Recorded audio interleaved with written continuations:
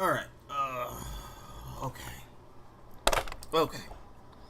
Alright, where's mine? There we go. Should go right here. Oh, Jesus Christ. Oh, man. Okay. Okay, let's do this. Let's do this one last time. One last time. One last time. Where am I looking? There I am. I gotta do the thing. Okay. Whew. Okay. Hey guys. Hey guys. What's going on? Oh god. I am not a person right now. That's okay. We don't always have to be people. Sorry I'm late. Slightly pre-gamed before the stream. Peer pressure will do that to you. And here I am. So I'm just gonna eat some pizza and hopefully be sober enough to talk to human beings. But what's going on? Actually, pretty good day for comics. There's a lot that came out that was really good. Where's my books? Where my books are? No, my books. Okay. First of all, what did you guys read? I want to know what you guys read. I feel like I don't see that enough in the chat. And also, if you're like watching this after the fact, let me know down below in the comment section what you read this week. I gotta know. I gotta know what the people are reading. I gotta get hip. I gotta be hip. So far, this has been my favorite thing I read this week. Well, not this week. I've read a lot of comics this week. I'm actually still trying to go through like Hickman's Avengers right now as I'm trying to keep up with what's coming out regularly. But of the books that I picked up today, Cosmic Detective by Jeff Lemire and Matt Kent and David Rubin. Yeah, this is like probably my favorite book of the week. Gotta be honest. The art is just so... Okay. Look at this. Look at that. I mean, it's probably not picking it up that well on the screen, but this is beautiful, dude. It's very pulpy. It's very, what's the best way I can describe it? There's a lot of Frank Herbert in this. If you've read like Godmakers or like Dune. Well, maybe not Dune, but like the ideas kind of go back to Herbert. There's a lot of Philip K. Dick in this. A lot of Dick in this book. Philip K. Dick, that is. This is very clearly inspired by books like Neuromancer and Blade Runner, but there's a lot of Jack Kirby in this, like distinctly Jack Kirby. There's a whole bit, yeah, like you go to this like trippy god world, and these are all just like Kirby gods. There's a lot of there's a lot of like concepts of like perceiving time beyond like a three-dimensional lens. So it's very Grant Morrison in there too. So this was really good. I really loved. Actually, wow! I'm just looking at this right now. The back says, "Imagine David Cronenberg and William Gibson merging body and soul with Jack Kirby." Yeah, that's everything I was saying, or I guess trying to say, is literally on the back. Who's this? Boris Kitt. I don't know who that is, but you see some guy for the Hollywood Reporter. It's a pretty accurate description, Boris. You did a good job there. But yeah, it's probably my favorite comic from this week. If you're really into like Jack Kirby and stuff like that, I can't recommend this bad boy enough. Hey, what is up, 1610? What's up, Supreme? How you doing, guys? As long as we see the dreads, that's enough. Ooh, yeah, shake it, shake it, shake it. Long-term comic book fans, OMG pop culture is being retconned into my lore. I can read that like one of many different ways. Do you mean like in pop culture's ruining my comics, or like, oh my god, there's like pop culture references in my comics?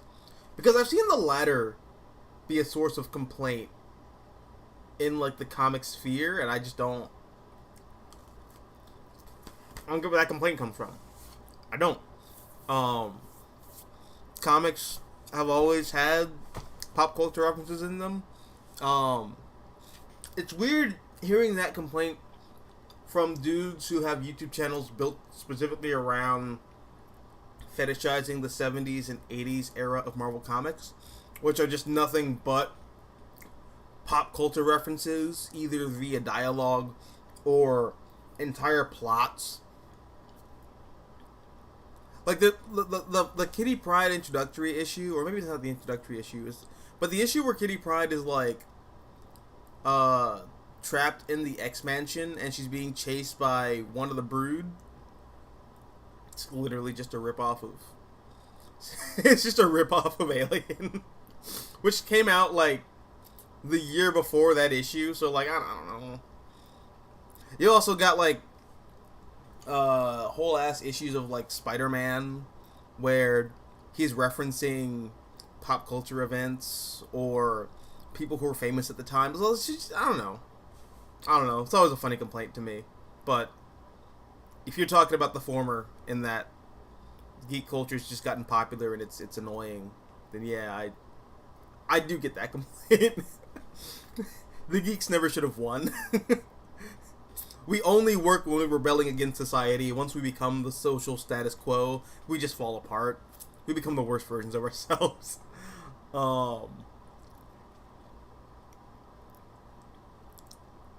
Adam says, what's that one song you hear from somewhere outside and it instantly takes you back to the early 2000s?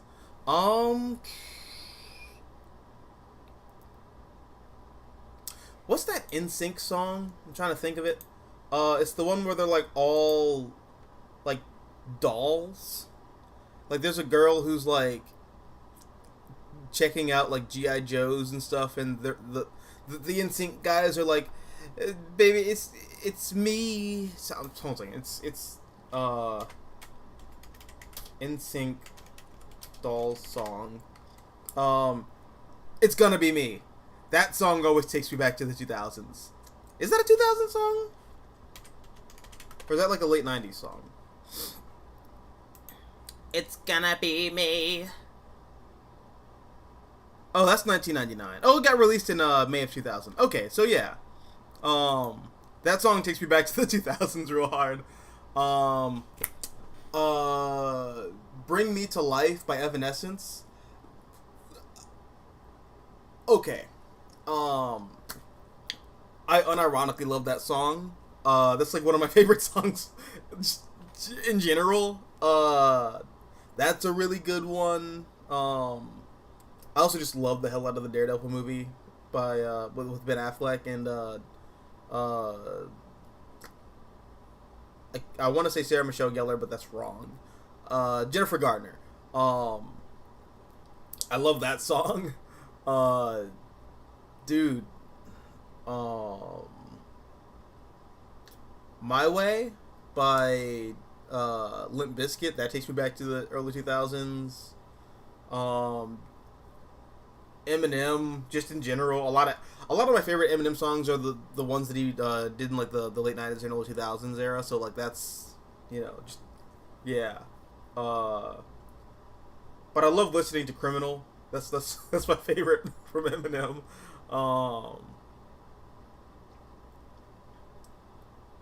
But yeah, there's a lot of really good songs that take me back to the early 2000s. But yeah,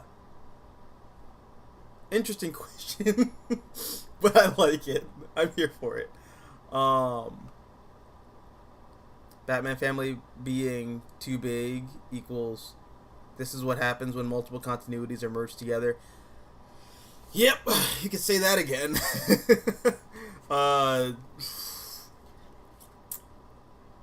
I really feel like DC should just, at this point, full-on hard reboot. Get rid of everything. It's all gotta go. Get rid of it all. That way, I think you're put in a really interesting position where you can just do stuff like this.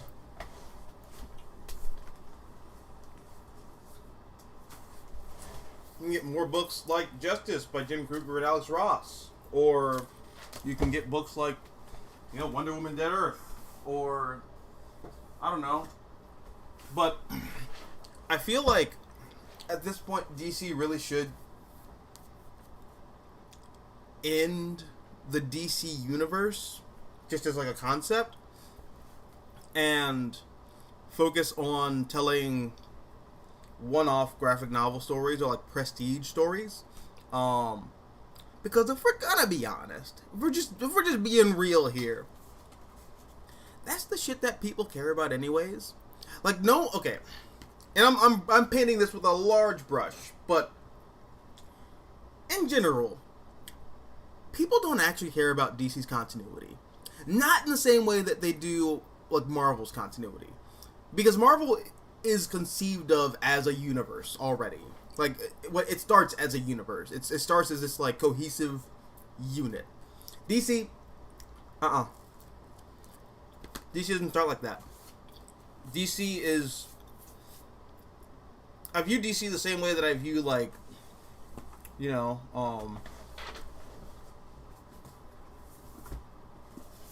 like epic mythology and classic cultural mythology.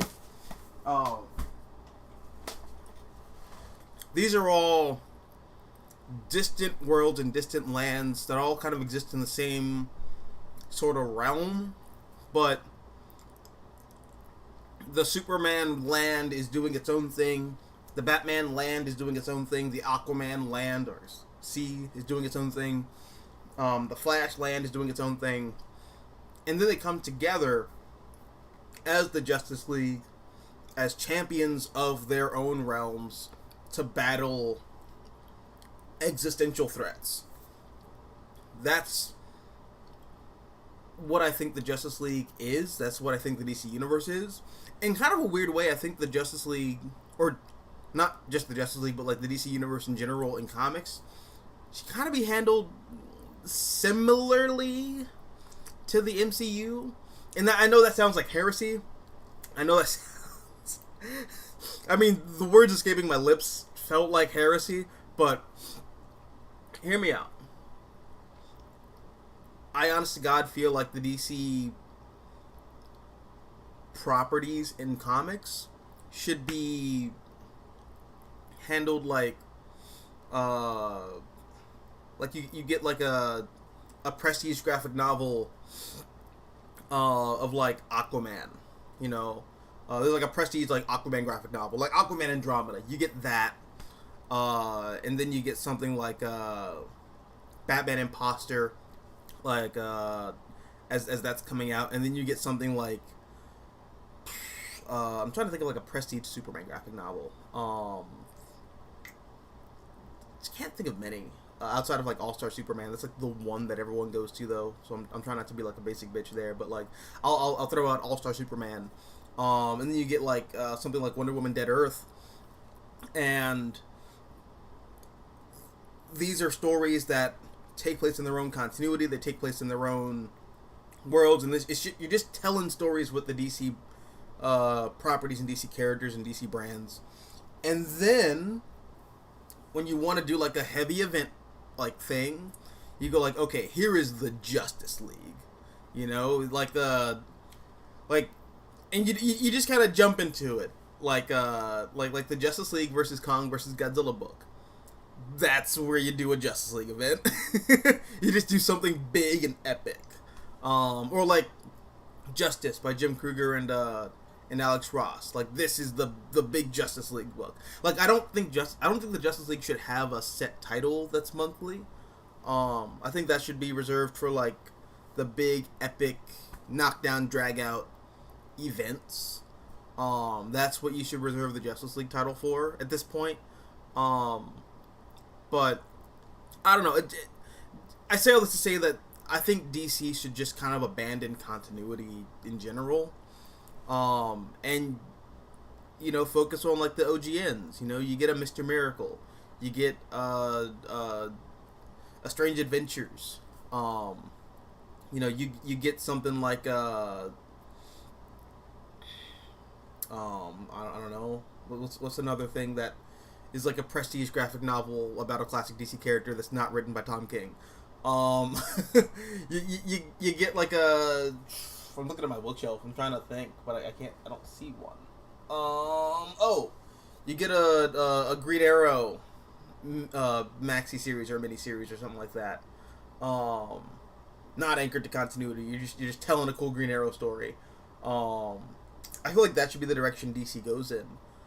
They won't, because the comics industry as a whole is like so locked into the monthly comics format, but I think that's the direction DC should go in general. That's my hot take. That's my unpopular opinion.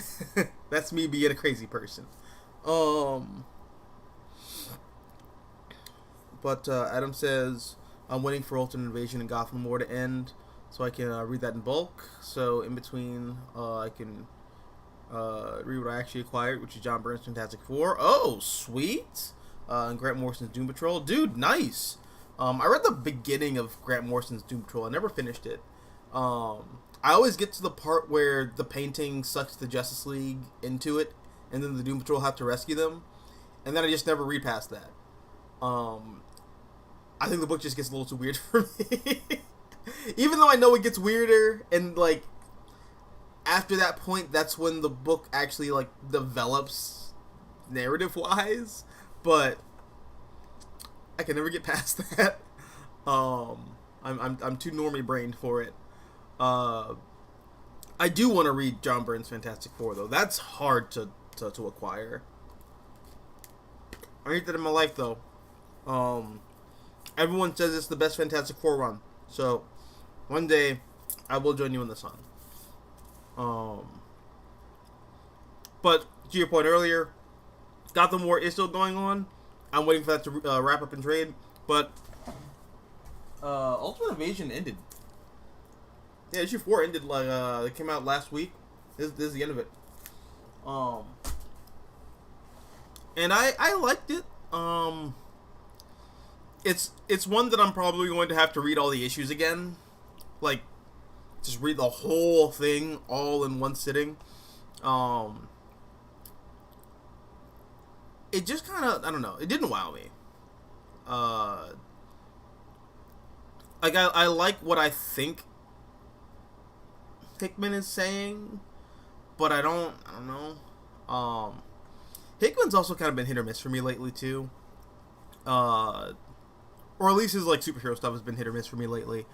Like, I read Gods today. A friend of mine lent me her copy. She was gracious enough to do that. She didn't have to do that, but it was really nice. And I felt bad for, like, not loving it after that. Because, I don't know, it just didn't hold me. But I guess that's on brand, because Hickman built this as like his Sandman, and I don't love Sandman. That's like my hot take, I guess, for Sandman. Like that's a book where like the first volume is like cool, I guess. But the art's really good. I think the art is like the art is breathtaking, and the story is like not interested. So I felt the same way reading Gods, where I was like, Valerio Schiti's art is amazing. The story, not interested. It's not. I don't know. Maybe I'll feel differently when I read this all in trade, but it just wasn't my thing. I don't know. This kind of scratched that itch for me though. Yeah, my books. No. There we go. Okay, Butterfingers. Uh,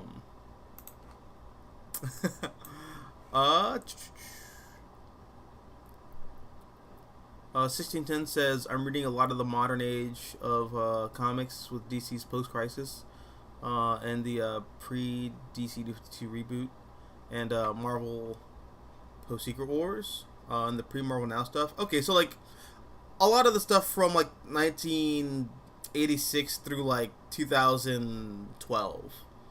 That honestly, that was a pretty good era for comics. I mean, there's like some flip flop here in terms of like quality. I think DC is kind of on their game in the 80s and 90s, whereas Marvel sort of starts to.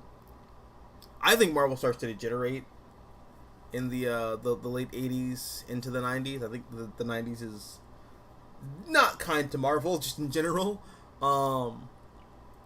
But then I think the 2000s is a weird sort of like nexus point where, well, not nexus point, but that, I don't know, that's the word that popped in my head. But like the 90s is like a good middle ground where both Marvel and DC are on their A game. I think 1999 up through like 2006 or 2007, that's when you get this rare moment in time where both Marvel and DC are like at the top of their game. I don't know. I think that a lot of really good stories came out in that era. And then I think DC and Marvel both kind of waned in the latter years of the early 2000s. And then DC did New 52. And New 52 was like, that was the thing that, well, actually even before New 52. I think the late 2000s is when DC starts to falter. I know a lot of people like that material, but I don't know. Like, I think Grant Morrison's Batman's really good, and outside of that, I don't know. I didn't like JMS's Superman. I didn't like JMS's Wonder Woman for that matter either. Blue Beetle is like legitimately really good, but I didn't know that until like 2 months ago.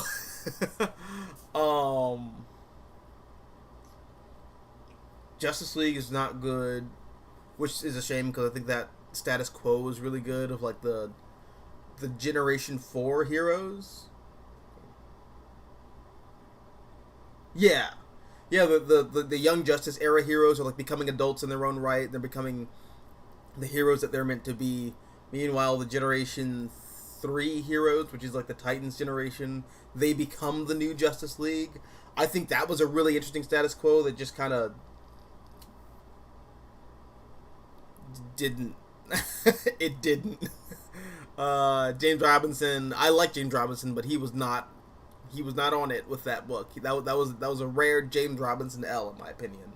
Also, I was not a fan of the art. Like, Mark Bagley was at DC at that time period, and I have a weird bias when artists that I typically associate with like one company, like either Marvel or DC, goes to the other, and then they.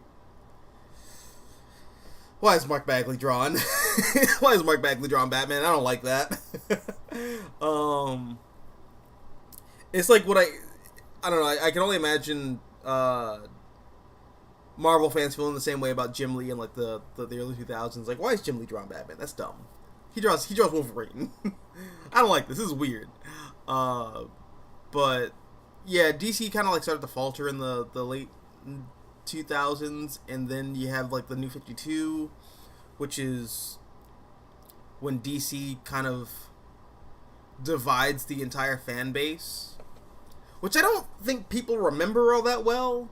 Like, I see a lot of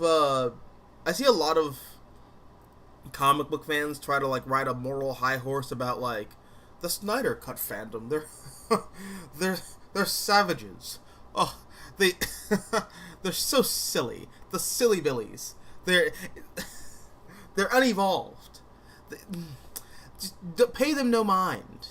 They have the brains the size of peas. They react in such barbaric manners. They don't know how to interact with normal people in society.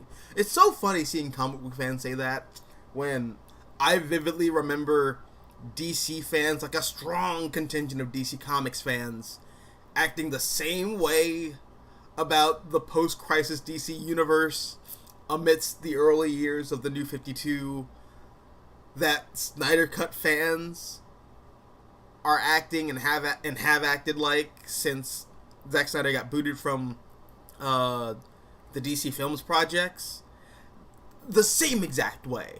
They act the same way. It's so funny. It's just so funny how, like, DC Comics fans are like, the Snyder Cut fans are nothing like DC fans. And it's like, oh wow, you guys have really short memories. Nigga, I was there. I was there. I remember how DC fans were acting in, like, 2011, 2012. Don't act like you're innocent. Don't do it. The same way a lot of people are acting now about, like, James Gunn and Superman Legacy. You saw the same shit about Grant Morrison's run on Action Comics, which is, like, by far, I think, the best thing. Yeah, I think that's, like, the best thing that happened to Superman in comics up until Philip Kennedy Johnson. So, like, nah, it's not my Superman. He has a t-shirt and jeans and he's edgy. Bring back real Superman. If you don't bring back real Superman, we're gonna bomb the DC offices. That happened. That people were acting like that. So, when people were like, the Snyder Cut fans aren't like real DC fans. Yes, they are. The Snyder Cut fans are exactly like DC Comics fans, as far as I'm concerned. They are. I remember. I was there. But, yeah, after that, the DC fandom was, like, really split for, like, 6 or 7 years. Then Rebirth kind of brings everyone together. And then you just kind of enter this, like, weird era where no one really knows what's going on, but we're just kind of vibing. And I think that's where we're at now, where we're just kind of picking and choosing cool stuff that's out and ignoring the stuff that either doesn't make sense or stuff we just don't like. But Marvel from, like, 2006 to, like, actually, no, I take it back. Marvel from, like, 2006 into, like, 2010, that's when people are, like, kind of shaky on Marvel. Kind of in the same way that, like, people were shaky on DC. But it was kind of weird. It doesn't feel like it. And it didn't feel like it at the time.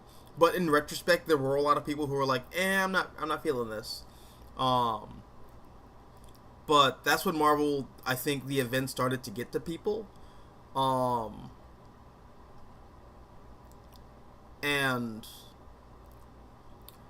books were being canceled.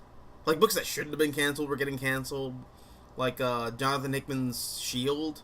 That was really good, and then it just chopping block and it's done. That was a real consistent theme at Marvel Comics for, like, a solid 4 or 5 years.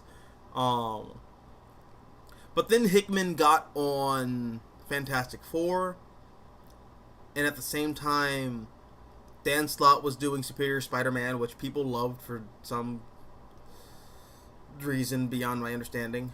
And then you have Hickman working on the Avengers shortly afterwards. Also, Rick Remender was on Captain America, and Rick Remender was also working on X Factor, which a lot of people really love. No, not X Factor, X Force. That's where a lot of people who don't like Deadpool said they fell in love with Deadpool, which I would still urge those people to go check out the Joe Kelly run on Deadpool. I think that's a really good take. And the Fabian Nicieza miniseries that predated the Joe Kelly run. there's like 2 miniseries that came out before Joe Kelly and Ed McGuinness's run on Deadpool, but I think all that material is really good.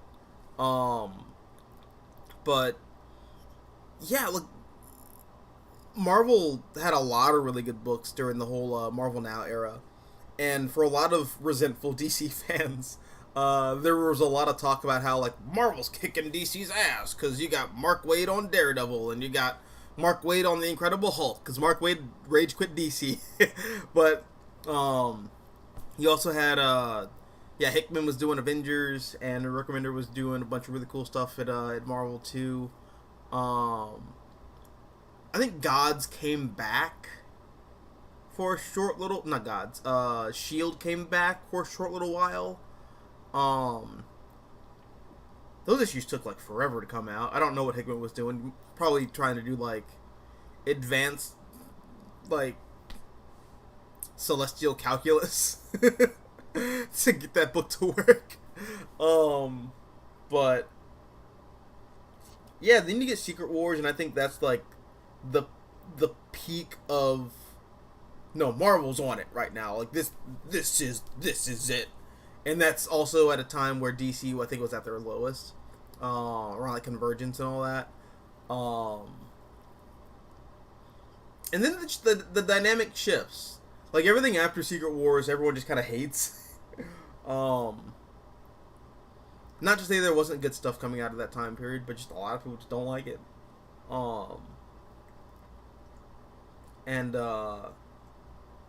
Yeah, I think like really up until now, that's when like Marvel starts to find their footing again with a lot of people. There are definitely some people who like to play the LSJW Marvel's doing their crap again, and it's like you are 4 years too late to the party, bud. We're past that now. Marvel's actually really good right now, so I don't know. But yeah, there's I don't know. Marvel and DC have had a weird history in terms of quality these past like 23 years. Warren Ellis Planetary. Oh, that's what you're reading right now? That's really good. I haven't finished the first volume of it yet, but I really enjoy it. It's like a really wonderful ode to classic pulp comics. It's a really good Fantastic Four book. It's legitimately a really good Fantastic Four book. It's the Atheist Bible, as I like to jokingly call it. Oh no, I scrolled too hard. Damn it. Arcus says, Beanie truly transformed into a Hickman fan. Dude, I am a Hickman fan. Even when, like, I don't know. There's some stuff that Hickman does that I don't think work that well, but I consider myself a Hickman fan. Wait. Where's my copy of Decorum? Well, I don't know what Decorum is. I have it over here somewhere, but I don't know where it is. But I just finished that. I think the ideas are really cool. I think the art by like Mike Huddleston or something like that. I'm sorry, I'm butchering your name. I'm still sobering up. But yeah, I don't know. I really like the ideas in the book, but I think the ending just kind of falls too flat for me. I don't know. It was a very Stephen King experience. You know, where like when you read a Stephen King book and you're like, oh, this is great, and then you get to the end and you're like, oh, okay, I guess sort of ended. I don't know how else you end that story though. That's like the problem. Like the way in which Hickman sets up all of the dominoes, it can only end the way it does. But it's just not. like, yeah, I came, but like, it's not the best. Not the best. But like, I did come, I guess. But I don't know. It's fine. It's still really good. I still enjoyed it a great deal. Supreme says, on your Bat Family video, it made me realize how out of touch I am with modern Batman fandom. I've been reading and collecting Bronze Age and 90s post-crisis stuff, so I really feel out of touch. I mean, the Bronze Age is really cool. I think the Bat Family has like 3 iconic eras. There is the Silver Age Bat Family, which is the Batman, Dick Grayson, and there's Kathy Kane and Betty Kane is Bat Woman and Batgirl respectively, and then you have Ace the Bat Hound and Batmite. That's like the Silver Age Bat Family. And then you get the Bronze Age Bat Family, which I would consider Batman, Robin, is Dick Grayson, trying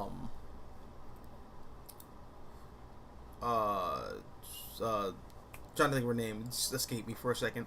Barbara Gordon as Batgirl, and like that is the Bronze Age Bat Family. It's very stripped down. It's very bare, but it's like the essentials. And then you get to like the modern age, like the stuff from like the late 80s onward, which is Bruce Wayne, Tim Drake, Dick Grayson is Nightwing, Oracle, Cassandra Cain, Batgirl, Azrael, and I guess I'll say Huntress, but like only tangentially. I don't really consider Huntress to be like I consider Huntress to be like a member of the Bat family in as much as like Black Canary is a member of the Bat family. So, but yeah, like that, those 6 are like, that is the Bat family from like the 80s up through the early 2000s.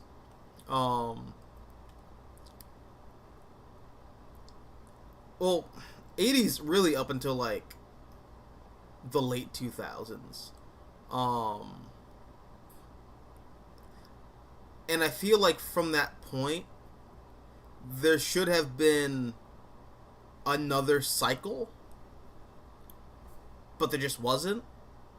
And now we're in this weird spot where the old characters are still there, but they've been rebooted, so like a lot of their history and continuity in theory is kind of gone, but they're put back into their like iconic status quos because that's just how DC is gonna like quelch the they're gonna quelch the thirst of the old school DC fans who just kind of want their toys back where they were before the reboot happened.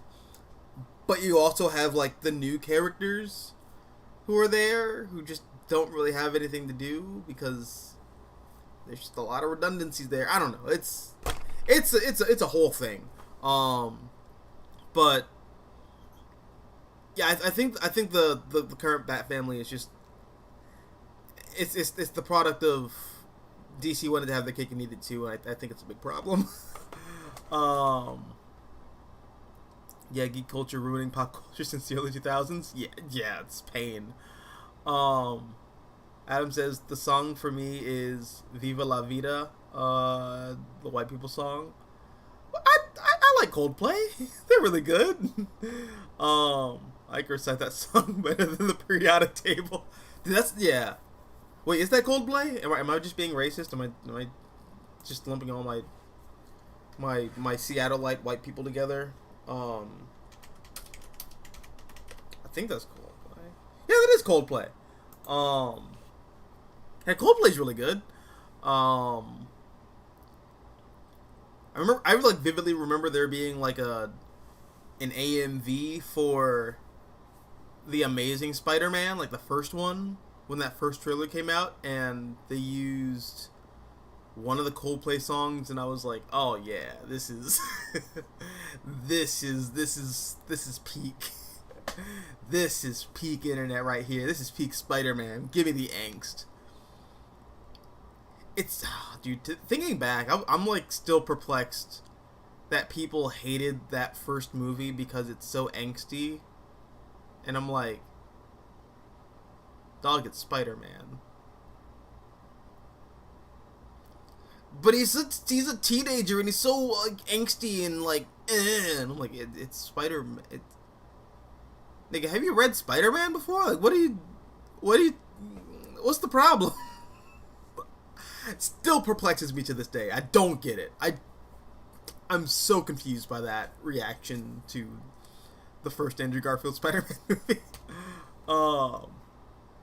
But yeah, Viva La Vida is a really good song. Collecting old back issues. Yeah, it is fun to go back and like read some of those old letters pages. They're chock full of they're chock full of language and ideas that are indicative of the time. I'll say that much. One of my buddies, I was trying to start a podcast with, but just it kind of fell through just because I was in school and he was trying to like, you know, get his work grind together. But he's a big omnibus collector, and in a lot of the Marvel omnibuy, there are always the letters pages, like those are preserved, and he just likes reading them sometimes just to see what people were thinking. And there's one in particular, I think it's like one of the early this was one of the early jazzy John Romita Spider-Man books, where in the background you just have like a black person just walking on ESU's campus, and someone in the letters pages is like, by God, there's a Negro in your Spider-Man comics, Marvel. What are you doing? Why do you have black people in your comics? And the response is pretty, I think, level-headed, but maybe I'm just being biased. But Stan Lee's like, black people exist. It's New York. There are black people in New York. Get over it. Like, oh man, that's funny. Like, I can only imagine that guy like writing that letter, going like, I read comics to get away from these blacks and the reality, and I open my comics and I see one there. It's like, the more things change, the more they say the same, right? I don't know. It's just funny. But yeah, the letters pages are like really funny to go back to and read. That's like one of the joys of reading older comics. You see what people were thinking back in the day, and it's a trip. It's a real trip. I want it that way. I'ma do things my way. It's my way. My way or the highway. Dude, you have no concept for like how that song was. That made an impression on like 9-year-old Beanie. that was my identity for like a long time. I'm not sure if you guys follow wrestling at all, but that song and like Jeff Hardy being my favorite pro wrestler, yeah, that was. Oh, that's an image, dude. I used to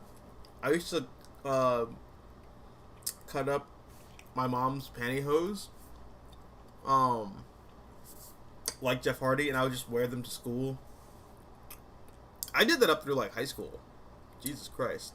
I was a cringe bucket, dude. I was major cringe. But we all have our eras, I guess.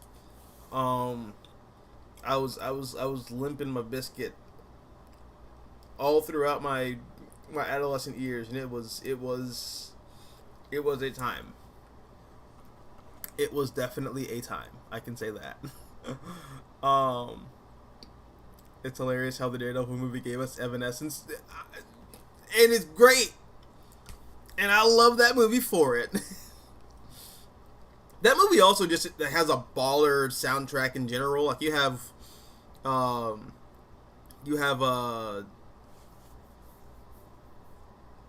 what's their name? I always jokingly refer to them as like Dollar Store Nirvana. Seether. You have Seether on there. You have Fuel. Rob Zombie does like the main track. Like Man Without Fear is really good. Oh man, that's like the soundtrack for that movie is just what I hear when I read Daredevil comics. I love the Netflix show, and I think John Paisano does an amazing job with that score. But like,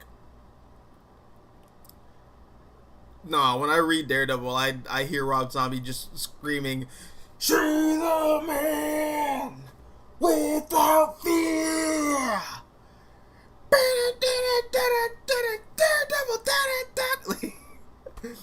It just fits so perfectly. Like it's not even like one of those it shouldn't work but it works so well. No, it just works. It just works. It's really good. Oh man. What's up, John Ty? How you doing? Linkin Park in the end. Maybe it's because I didn't hear that song until I was in high school. I associate it with like the 2010s, but that might be an early 2000s song. Hold on a second. Let me look it up.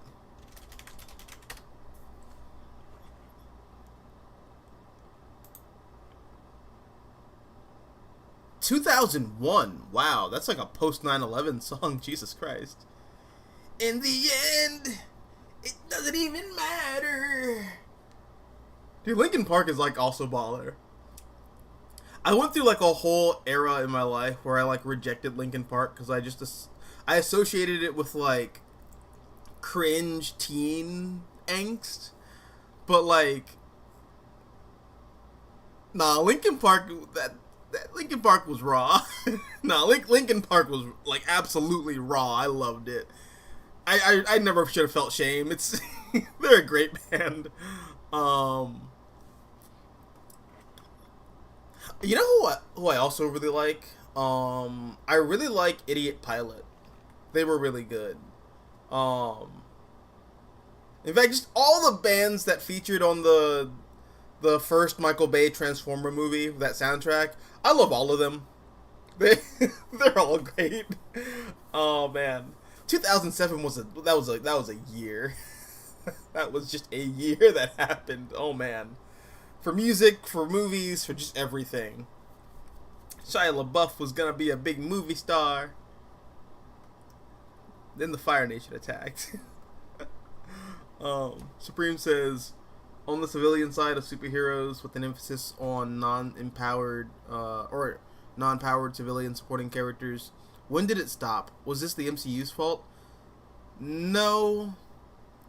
As much as I want to blame the MCU for everything and the downfall of civilization and the lapse in good comics, no, it's not the MCU's fault. This is something that I think starts in the mid to late 90s. And it's one of those slow progression things. Actually, you know what? It starts before the 90s. It starts with, when does Jim Rhodes become Iron Man?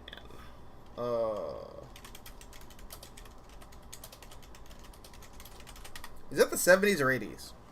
1983. Okay. So, it starts in the early 80s. Once Rhodey becomes, like, the replacement Iron Man, I think that doesn't necessarily open the floodgates to all of the civilian supporting characters just becoming superheroes. But it is the first major crack in the dam. I think that's where it starts. Because after that, you start getting more and more civilian characters becoming superheroes and tag-along heroes. And I don't know, it just... Now we're at a point where there are no real civilian, like, companions for superheroes. Like, everyone is a superhero in your life. Everyone who you're friends with is a superhero.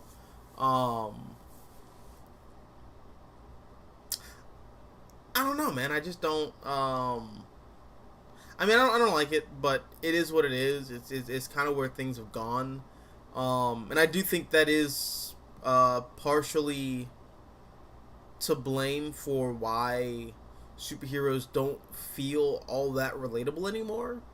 I do think there's something to be said about superheroes feeling more like gods rather than like, you know, your neighbor. I think that kind of starts when civilians start becoming like superpowered superheroes. But that's not a thing that starts recently. That starts decades ago, like way before I was born. Way before like some of you guys in the chat were even born. So like, yeah, it's not a new problem, but it's one that like crept over time, I feel. What's going on, Tevia? How you living, my buddy? What's going on? Venom. Venom, the sun won't hit him.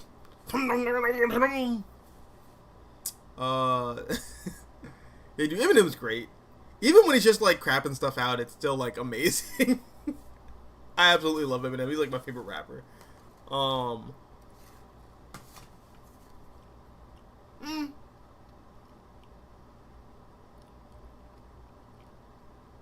Yeah, Eminem's my favorite rapper. Yeah, I stand by that.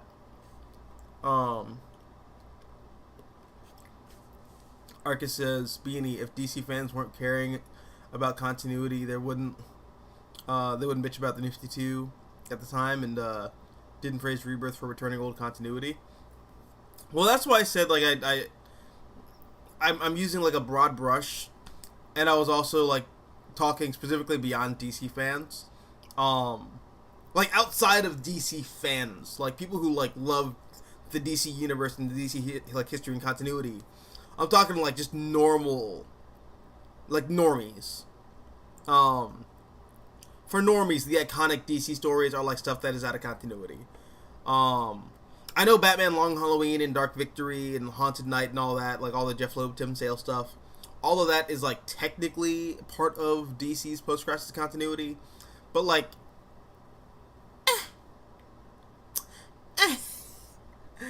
is it though? Is it really? Or is it just like Tim Sale and Jeff Loeb's own little thing over there? Or like All-Star Superman. That is in no way, shape, or form part of DC's main continuity. Even though it does set up the DC 1 million ending.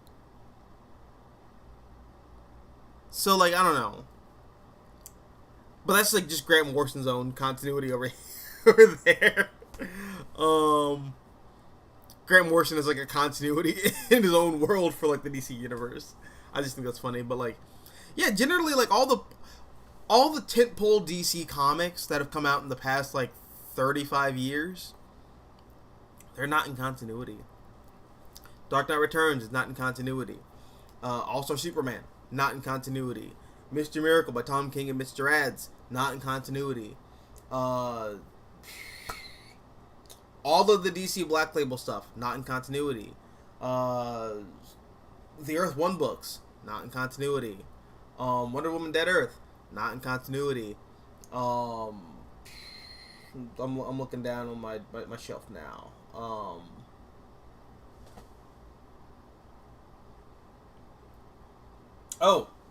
The Doom That Came to Gotham, not in continuity. Gotham by Gaslight, not in continuity.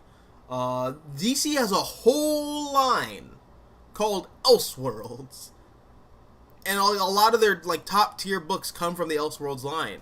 JLA the Nail, not in continuity. That's like a big like what if book, like what if Krypton didn't explode or something like that. So like a lot of DC's top tier books just aren't in continuity,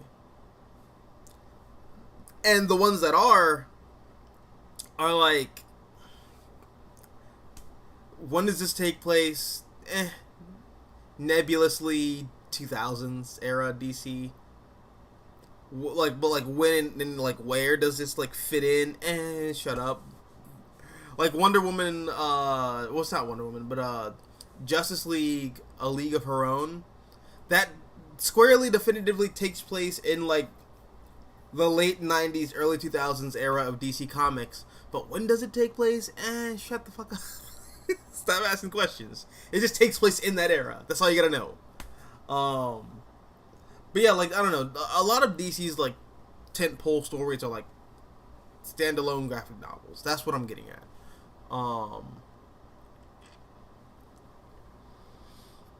John Ty says, I feel like nowadays fans are going too far in hating superhero stories dealing with struggles and conflicts. Having characters, actually, first of all, amen to that, but let's see where you keep going.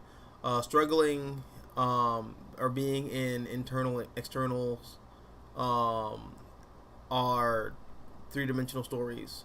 I feel like comics fans want the golden age two-dimensional storytelling unironically. I see a lot of that on Twitter. I'll say that much. Thankfully, I don't think that is the case in the real world, but definitely I get that from Twitter, where I feel like people don't want drama, which is hilarious because that is like 90% of like the appeal in the history of superhero comics. It's drama. But yeah, I don't know. Wayne Family Adventures is a really fun book. I like it as like a fun slice of life type approach to the DC universe and like those DC comic stories. But when I'm seeing people like the verified accounts on comic book Twitter, or I guess X now, comic book X, going like Wayne Family Adventures is the only Batman book as far as I'm concerned, because they're not fighting each other. It's like, what? What are you talking about? Like, get the fuck out of here. Shut up. I don't know. I see this a lot with comic book movie fans as well, though. There were a lot of comic book movie fans who I think they still see superheroes as being the two-dimensional, like, silver and golden age, like, haha, I am hero guy. Like, I see that a lot with, like, Superman in particular. I feel like people think of Superman as being, like, not Christopher Reeve, but how, like, they remember the cardboard cutout of Christopher Reeve, and that just becomes Superman to them, when Superman is not that. Like, even Christopher Reeve Superman, like, had some sauce to him. He had some swag to him. He had a temper to him. And, like, comic book Superman definitely had some swag. He had some sauce. He had a temper, which I think people forget. But, like, you know, people bitch and moan about superhero stories being, like, boring and two-dimensional. But the second they become, like, complex and interesting, people are like, Why are you ruining superhero comics? I don't know. I don't know, man. I just say fuck them. Fuck them. Tevye says, question, any opinion on the Gods book by Hickman? Yeah, I brought that up at the beginning of the show. It is following the footsteps of Sandman in that I think the art is great, but the story is just boring. And it just does not hold my attention. But that's just where I'm at with that. Hopefully it blows my mind in like 5 issues. I'll like pick it up and trade and go like, oh, this is actually amazing. But as of right now, first issue didn't stick with me. Tevye says, question, I'm just wondering how you feel about Wally West being the main Flash, allowed to grow up while Spider-Man keeps getting horrible stories nobody wants. Well, I think you answered the question yourself already. I like that Wally West is a character who gets to continue to grow and change, and Peter is just kind of stuck. And I think that's unfortunate. 1610 says Tom King's Superboy, the deconstruction of John Kent, 21st century post 9/11 PTSD. Yeah, fuck it, I'll read it. I'll read that. That sounds fine. I'll check it out. It's not like there's anything else going on with Superboy right now. I mean, the miniseries is fine, but like, I have the same problem with it that I have with like everything Superboy related right now, which is that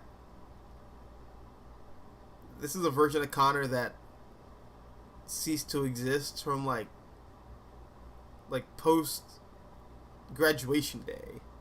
Like whether or not you like graduation day like is irrelevant in this matter. I think that Connor distinctly had a character arc, and he is no longer the flashy leather jacket with like the skinny jeans wearing, like prissy poo poo, like, oh my god, like, babe, I'm totally gonna take it. He's not the 90210 like parody hunk. He had a significant character arc. He is not that character anymore. And the character that's in the comics now is just not.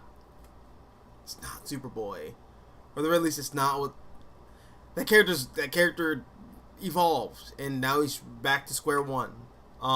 So if Tom King wants to do like a 9/11 like PTSD thing with him, bet I'll take it. I'm down.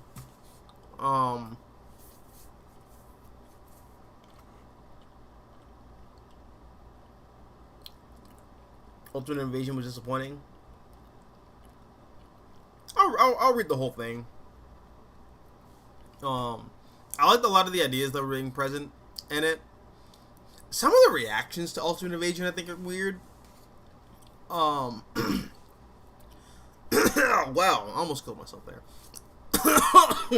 I'm still trying, I guess, apparently. But I've seen a lot of people say that Hickman is like the ideal person to do an Ultimate Universe book, which I agree with, but like not for the same reasons, because I'm seeing a lot of people say that Mark Miller made the Marvel Universe edgy and mean and cynical, and that's why it's bad. And it's like, did y'all motherfuckers read 60s Marvel comics? Marvel's always been like irreverent and cynical and kind of horny. Like, in fact, not kind of horny, like really horny. Like that's like 50% of like Stan Lee's writing process. Just characters being horny and making terrible mistakes or terrible decisions because they're horny. That's like, how many Marvel comics are like that written by Stan Lee? Like most of them. So like, I don't know. Mark Miller made Marvel cynical. How about you shut the fuck up? Because you don't actually know what you're saying. Shut up. Go away. Read more Marvel comics. But I really like Hickman's take on the Marvel universe, the Marvel characters. Even if he doesn't have as much sauce, I'll say. I don't think Hickman's a very saucy writer, but he's a very idea-oriented writer. And I'm fascinated to see what he does with like a character like Spider-Man, who's all about sauce. So I don't know. We'll see.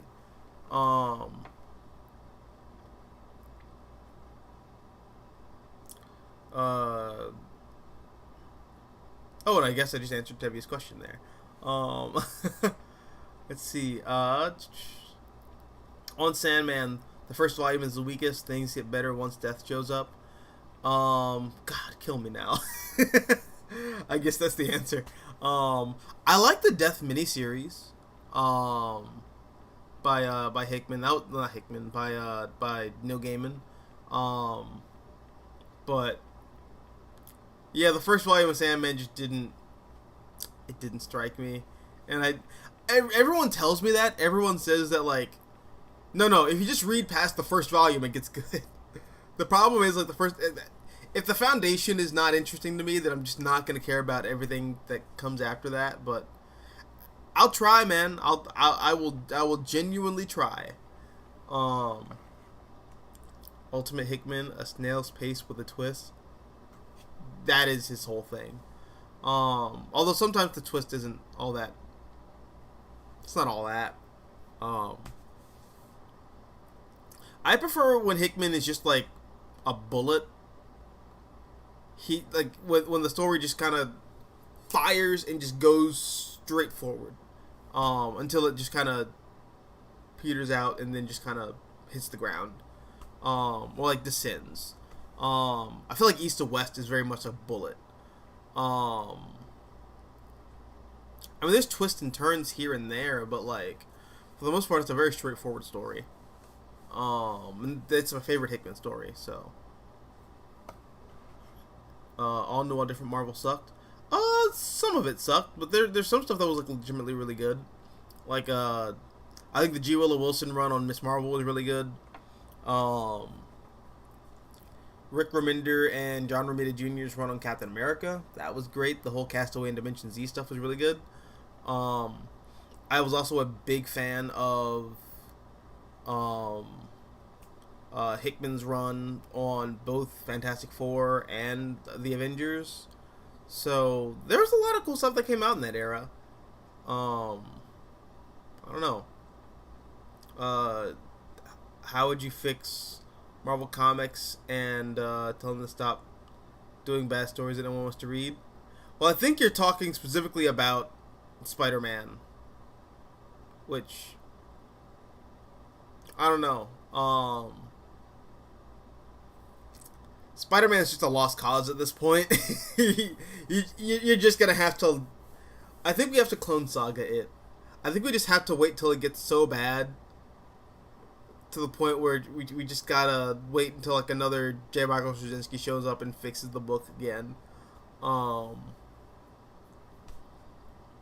But I think Marvel Comics in general is pretty good right now. Like I really like Moon Knight. You know, like I said, I really like Ultimate Invasion. I am loving Venom.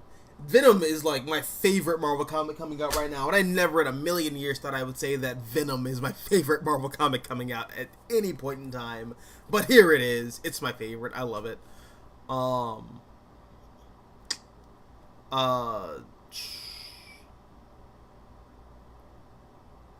Yeah, man, I don't know. Marvel's doing pretty good right now, I think.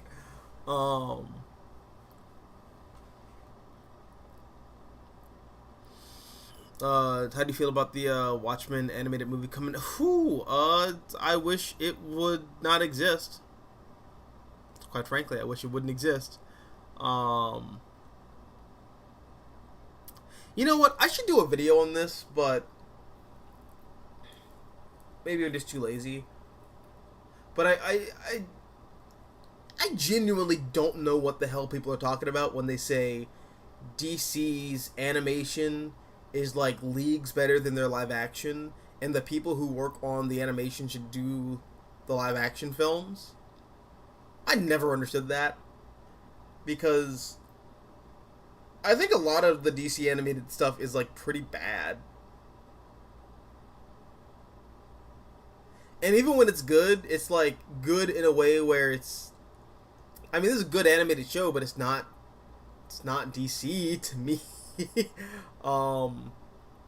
Like Young Justice is a pretty good example. Like that's a really good show, but it is, you're turning DC into Marvel, and I don't like that.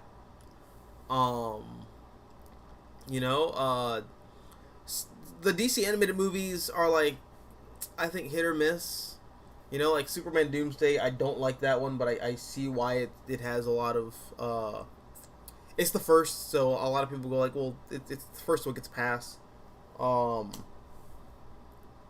Knights, I don't really count as like part of the DC animated thing. That's like a Nolan verse in betweequel for Batman Begins and The Dark Knight, but you know, the Batman Superman movies are not good. They are fun, but they are not good. I do not count those being good. Then again, you're adapting Jeff Loeb material, which is just turn your brain off and just veg out to the big muscly guys punching other big muscly guys through buildings. That's the Jeff Loeb fare. But yeah, those I don't think those anime movies are that good. Justice League Crisis on Two Earths is like fine, but it's like a, comparing it to like the story it's based on, which is JLA Earth 2, which I think is like really fascinating. It just misses the point of that book. I feel it's not as interesting. Like, I don't know. I don't know what people are talking about when they say DC animation's great and Marvel and like the DC live action's terrible by comparison. What are you talking about? Like, also, are you talking about like Batman the Animated Series? Yeah, Batman the Animated Series is really good. Well, the first season's really good, and the Batman and Robin Adventure show is also pretty good. But like the new Batman animated adventures, I don't like that show. I don't like that season of that show. I think Superman the Animated Series is the definition of hit or miss. Like, the episodes that are really good, but the episodes that are not good are glaringly not good. And then there's like Justice League and Justice League Unlimited, which is like kind of cool, but like I think that show really elevates itself when it becomes just Justice League Unlimited, which by then it's just an ode to like Bronze Age D-list DC Comics characters like Supergirl and The Question and Green Arrow and like Wildcat and Black Canary. Like, I think that's when that show is really good. When it's not focusing on like the main characters, it's focusing on like the D-list guys over there. But I don't know, man. Like, I never got that. I just never understood that. But that's just me. I don't know. Marvel Now 2012 and DC New 52. Geek culture becoming mainstream. The culture war begins. You're right. I think it starts around that time period. Also, I think the internet kind of exploding into being what it is like currently plays a big role in that. Technology plays a big role in fan reaction to pop culture material, and also corporations taking note of fan reaction to pop culture. The internet was a big game changer in that regard, and 2012 was when the internet kind of had that like Pokemon secondary evolution into like the hellscape that it is today.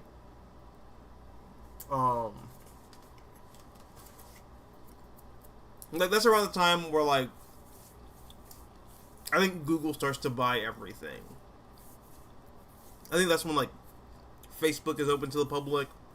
Um, that's when like I think Twitter like explodes into like a mainstream cultural touchstone for social media. That's when Google buys YouTube, I think. So 2012 was just the end of the world. It actually was the end of the world. The Mayans predicted it. They were right. Um,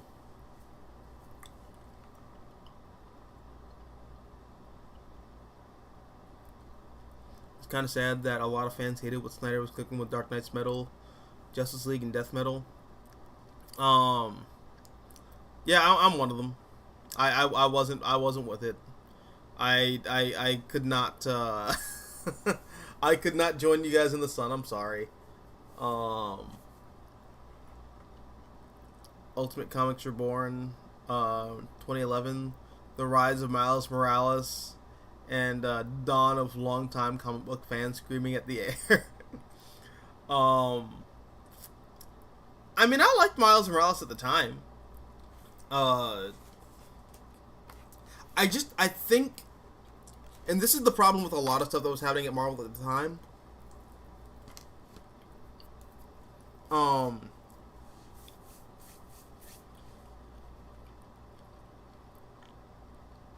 I don't think. Let me rephrase that. I think the 2010 through like 2015 era of Marvel Comics, editors are just asleep at the wheel because a lot of people who are reading Ultimate Spider-Man at the time, well, half the fan base that was reading Ultimate Spider-Man at the time really responded well to Miles as like, you know, this hip new thing that Marvel's doing with the Ultimate Universe because post Ultimatum you can kind of just do whatever you want. There are no rules anymore. And also just for being honest, Ultimate Spider-Man, that book hadn't been legitimately great since like issue 111. Like everything after that just kind of like it's fine. So it like I think Miles was like a real shot of like B12 and the ass cheek of the Ultimate Spider-Man line and the Ultimate Marvel line in general. But there was another part of that fan base that was just like, man, why are you making everything? Why are you putting all these diverse characters in my stuff? I think that's around the time when some of that starts. This is just a diversity ploy. Blah, blah, blah. But I don't know.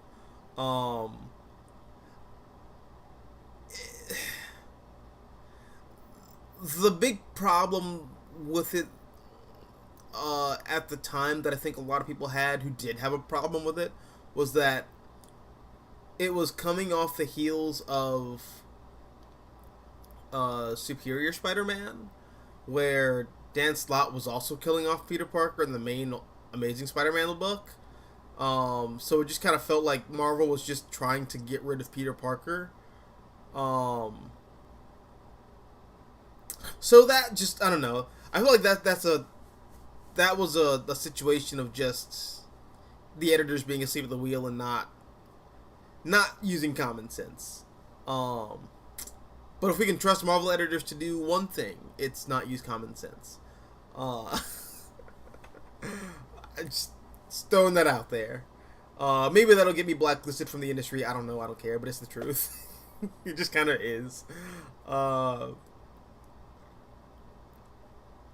You know what's the biggest missed opportunity? Not having a Superman Batman book at the time when Dick Grayson was Batman.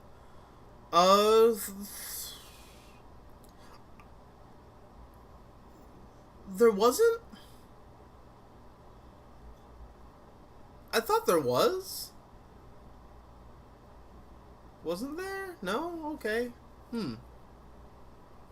I guess not. That's damn.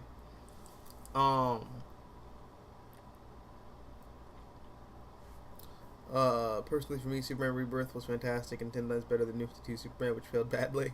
Um, I mean, I think there's like some cool stuff in the New 52 Superman. Rebirth Superman, I think, just kind of. I think Superman Rebirth is indicative of the same problem that I have with like just the DC universe as a whole right now, where it's just kind of throwing you member berries to a bygone era when things were simpler and better, but it,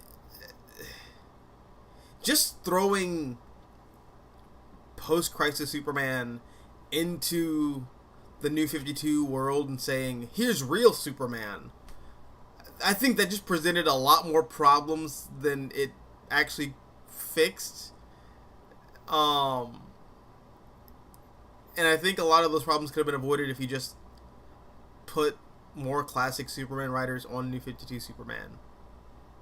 I think that would have been just an easier solution, but I don't know. Uh, can we move on from Zack Snyder, please? I mean, we did. Yeah, he's not working on anything right now.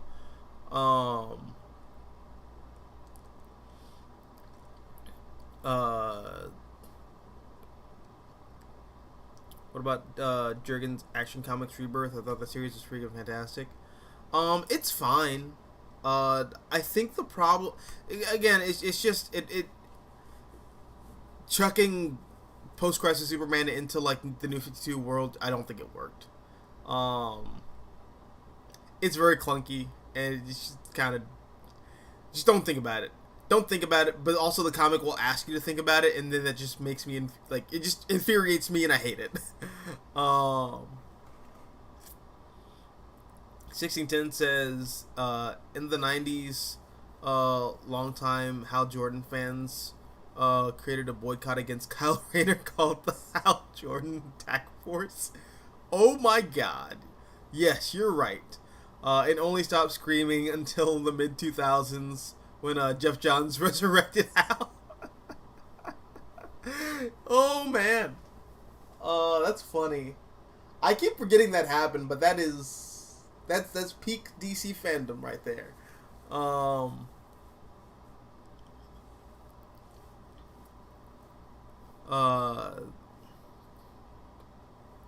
Arcus says, I'm waiting for when people will cool off and realize that Philip Kennedy Johnson Superman is mid at best, and they'll like it because it isn't Bendis. That's really it. I mean, I can definitely see where you're coming from. I personally really like it because I feel like Philip Kennedy Johnson is bringing a lot of pulp sensibilities back to Superman, which I feel like have been sorely just missing from the Superman title for a long time. So it's nice that Philip Johnson's bringing some of that, like, that pulpy tone back. That's what I've been really wanting from Superman. Ever since Grant Morrison sort of brought some of that material back with the New 52 Action Comics in like 2011. And I'm glad that Philip Johnson's doing it right now. That's why I'm really into it. It's very pulpy, so I'm here for it. Bendis only did what Dan DiDio and editorial told him to do at the end of the day. I mean, probably. You know, yeah.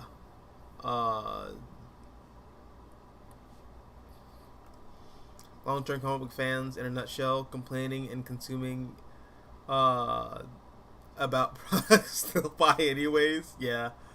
No, damn it. Where did I go? Keep scrolling too aggressively. It's painful. It hurts me. It hurts me. Holy shit.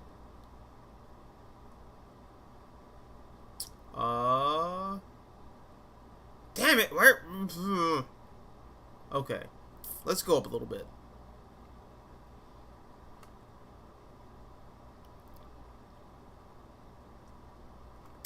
Fuck. Okay. Kinda. Here we are. Okay.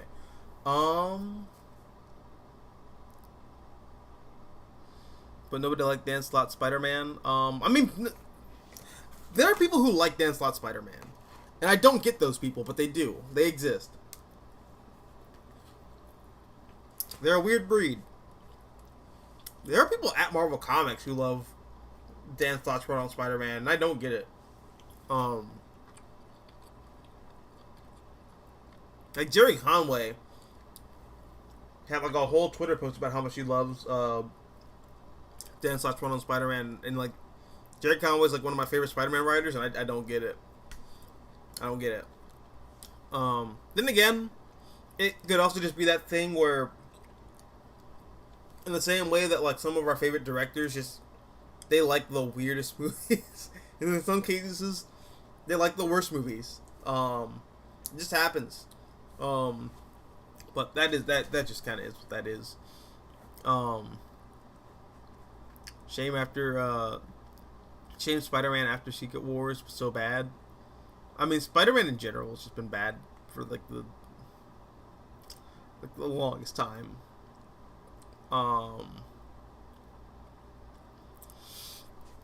Supreme says everything good with Marvel right now except what they were doing with Peter and Kamala Khan. Yeah, that's how I feel. Marvel's really good right now. Just don't look at Spider-Man and don't look at Miss Marvel. If you don't look at those two corners of the Marvel universe, everything is fine.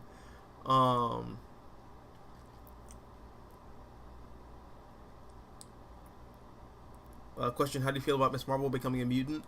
I think it's fucking stupid. But whatever, man. I'm going to pretend that everything after G. Willow Wilson's run on Miss Marvel just doesn't happen. What are we talking about? Miss Marvel's not there. She doesn't exist. She's not a character. Get out of here. Get out of here. Yeah, you silly Billy. There's no Miss Marvel comic currently.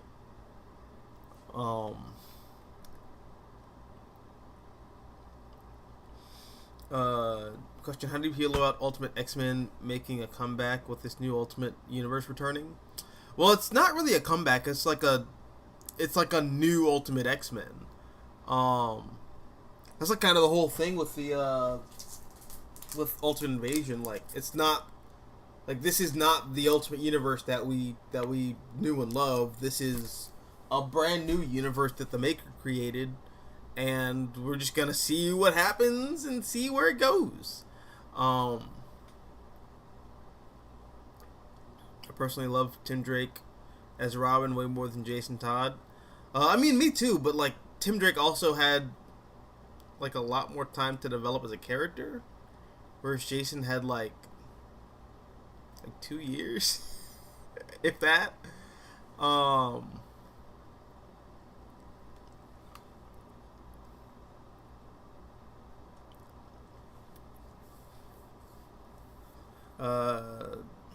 Question: how would you tell Marvel Comics to stop bad stories? I mean, again, I think outside of Spider-Man, Marvel's doing pretty good, dude. The Amazing Spider-Man Coldplay edition, yes, it was great. It was awesome. Like, Spider-Man's supposed to be a little angsty. Like, that's, I mean, at least, okay. Let me see that. Let me rephrase that a little bit. High school Spider-Man stories are supposed to be angsty. That whole era from like Stan Lee up through like early John Romita Sr. is like very angsty. So like, I don't know, like Peter Parker's angsty in high school. Yeah, Spider-Man. High school Spider-Man's a little angsty. Do you believe Spider-Man is beyond saving in the comics and needs to go away? I think any character is just like one really good writer away from having a renaissance, but as of right now, like the way I feel, yeah, no, fuck it, just kill Spider-Man at this point. Whatever, I don't care. X-Men Origins, the Blob, bigger than ever.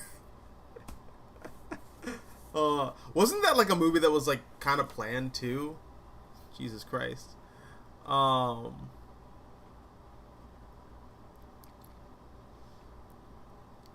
X-Men Origins Magneto Nazi Hunter. I know that was a movie that was almost a thing, and then that just kind of got warped into. That's just how we got X-Men First Class. And I like X-Men First Class a lot. That's like still one of my favorite comic book movies of all time. Fuck.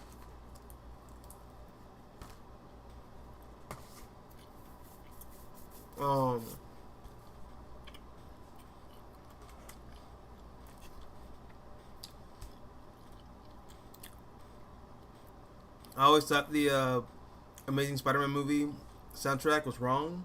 Instead of an orchestral score, it should have had a punk grunge OST to completely overhaul the mood. I agree. I think the score for that movie is wrong. I also think the third act of that movie is completely antithetical to everything that the first two acts are building.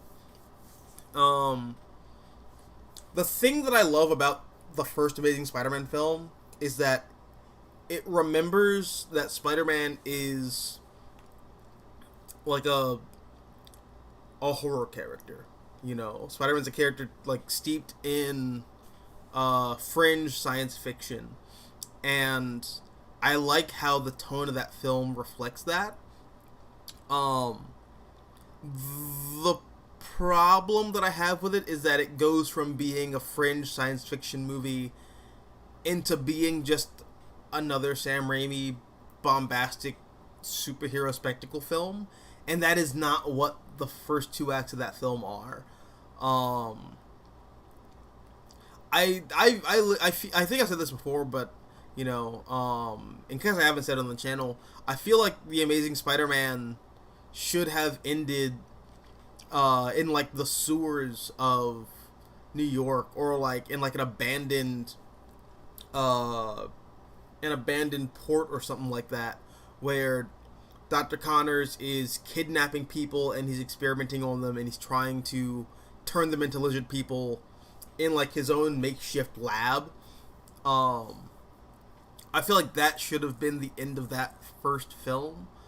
But instead we got like a big Spider-Man versus a lizard guy on top of a building spectacle type thing. And I don't think it works. But that's just, I don't know, I like that movie still the best of all the Spider-Man live action films. Like, that is the one I go to the most, and that's the one that I like the most. But I agree with you. I think I think the score is really wrong, and I think the third act is wrong. There's a band called Cold. They did I think one of their songs was used for one of the trailers for The Amazing Spider-Man. I think they would have done a really good job with the score for that first Amazing Spider-Man film. I think the song "What Happens Now" was used in that trailer. I don't know. I think it kind of could have worked. But I think more songs like "Till Kingdom Come," which I think is by Coldplay. Let me see. Is for you I'd wait till kingdom come.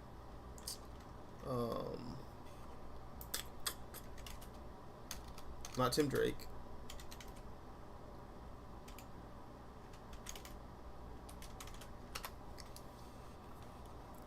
Yeah, okay, that's by Coldplay. You know what? I think Coldplay should have done the soundtrack for The Amazing Spider-Man 2. Because, I mean, that, like, Till Kingdom Come was really good. That was a really good choice for that, for that film. Also, Big Brat by Phantom Planet, that was really good. I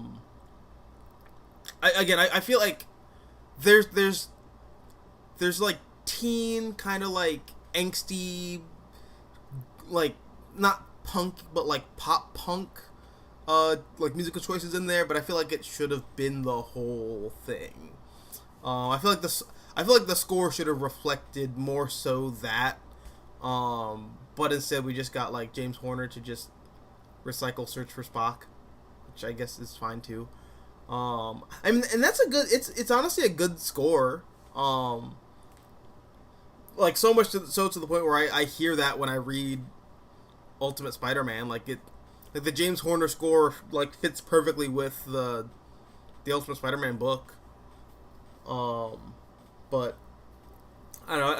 I think more could have been done to make that film feel less like another discount Raimi Spider-Man film. I don't know, that's just me. Um,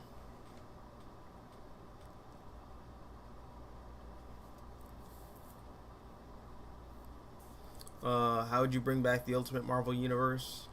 If you did, how would you fix Ultimate Marvel?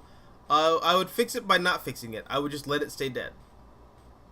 I would let it stay dead. Um, Fox X-Men prequels, continuity errors all over the place. I mean, yeah, that's yeah.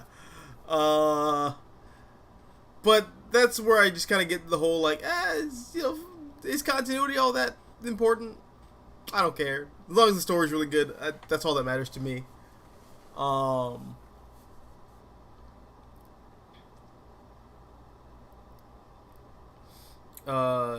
Shit, guys, we've forgotten Nickelback's "Hero" from the first Spider-Man movie.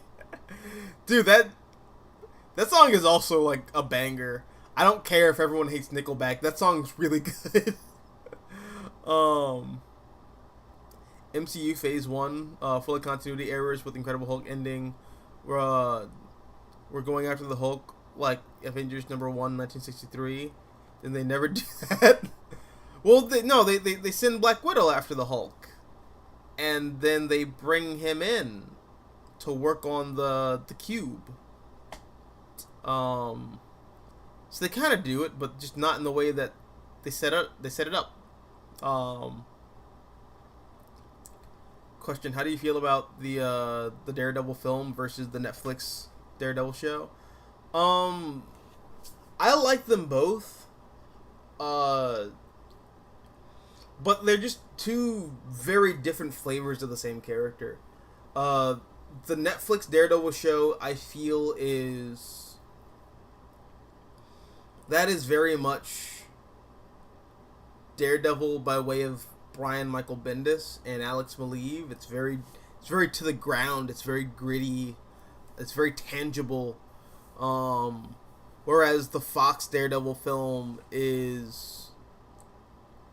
that feels almost like the perfect representation of Frank Miller and Klaus Jansen's run on Daredevil, which a lot of people I think forget is like a very kind of heightened, like kind of comic booky type romance book.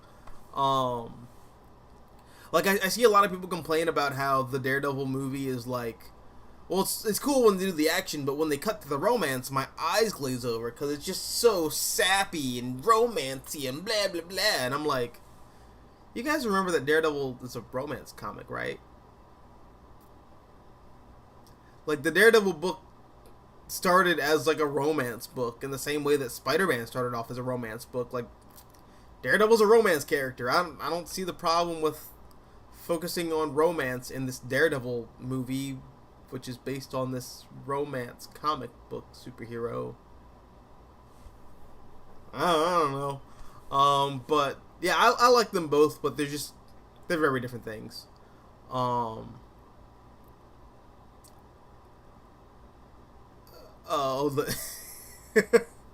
on my way. Yeah, I unironically love Limp Bizkit. I don't feel shame in that. On X-Men, wouldn't it be really cool if the anti-human groups decided to use mutant piloted Sentinels, redesigned in the vein of Gundam or Eva? That'd be really interesting. We will never get that, but that would be like legitimately really interesting. Where like the mutants just declare war on humanity and just wipe the floor with them. That'd be cool. That I feel is AVX 2.0. Well, like, hopefully good this time.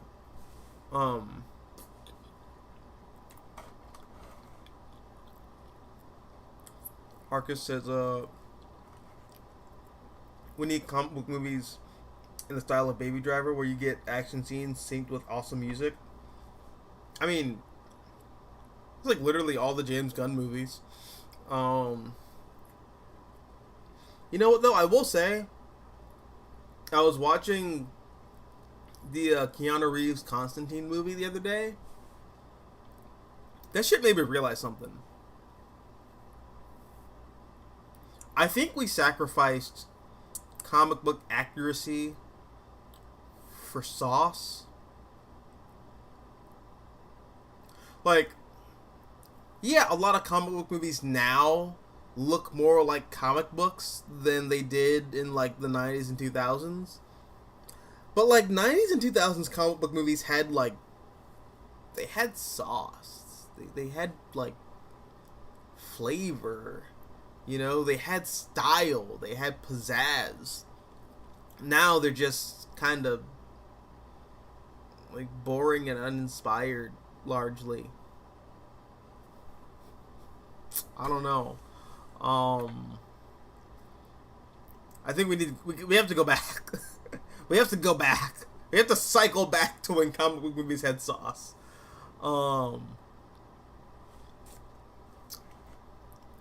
Breaking Benjamin, Only the Strong Will Survive, the Halo 2 soundtrack. Oh man, you're taking me back. Shame 2007 was a bad year for Spider-Man. Oh, you're right. Oh, that's one more day. Ooh, you're right.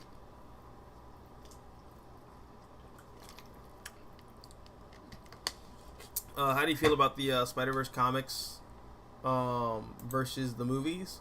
I think the comic is dreadful and the movie is a drastic improvement, which is like a very rare thing for comic book movies to be just like that superior to the comic. But yeah, the Spider-Verse comic is like not good at all, and the Spider-Verse movie is, well, the first one at least is in a league of its own.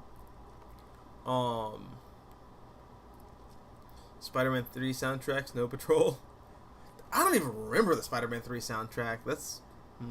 I know the Spider-Man 2 ending credits is Vindicated. I don't remember the band name, though. Vindicated. Dashboard Confessional. What has that band done? Oh, they're a punk band? Fuck no, they're not. That's bullshit. Are you serious? That's, I mean, punk's a large genre, but like, trying to, let me see, what songs have these guys done? Oh, they're still touring too. Oh, they count as emo. Okay, that makes sense. Yeah, emo, indie rock, alternative rock, acoustic. Yeah, all right, that makes more sense. Stolen, hands down.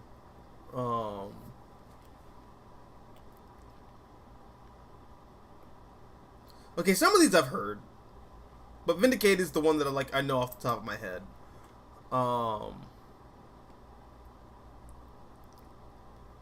You can't blame the 80s for that trend.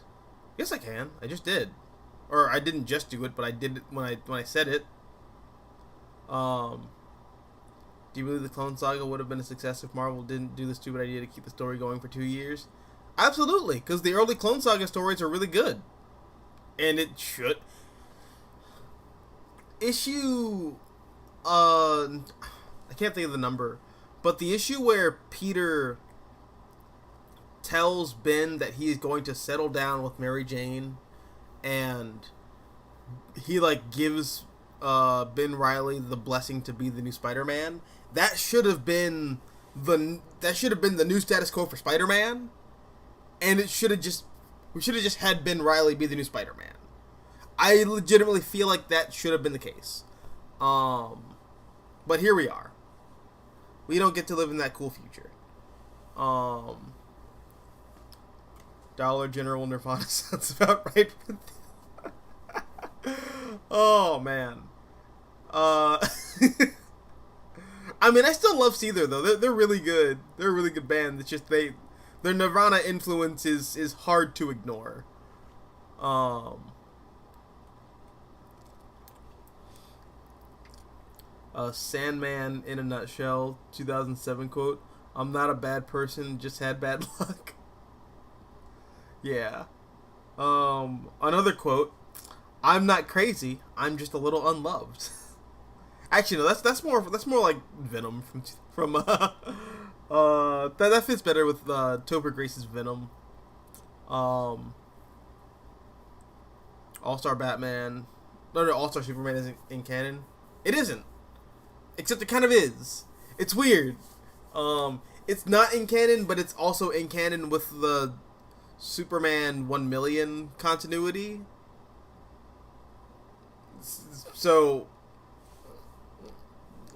like like the ending of All Star Superman directly dovetails into DC 1,000,000. So like, yeah, I don't know.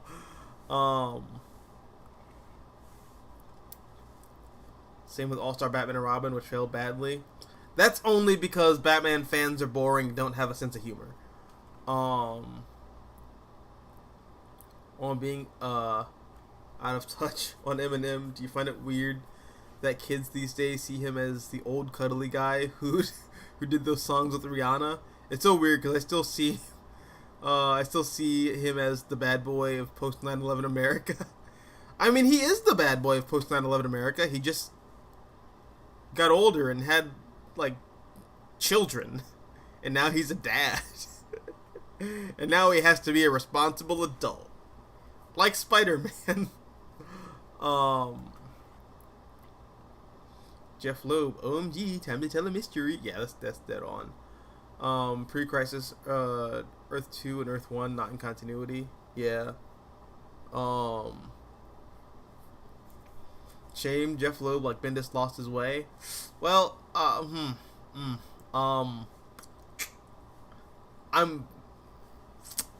gonna let you have that one. I'm not gonna say what I'm gonna say. Ultimatum ruined everything. You know what? Ultimatum threw a wrench in the Ultimate Universe, but I think everything after Ultimatum is like really good. I think Ultimate Avengers by Mark Miller and Lionel Yu is great.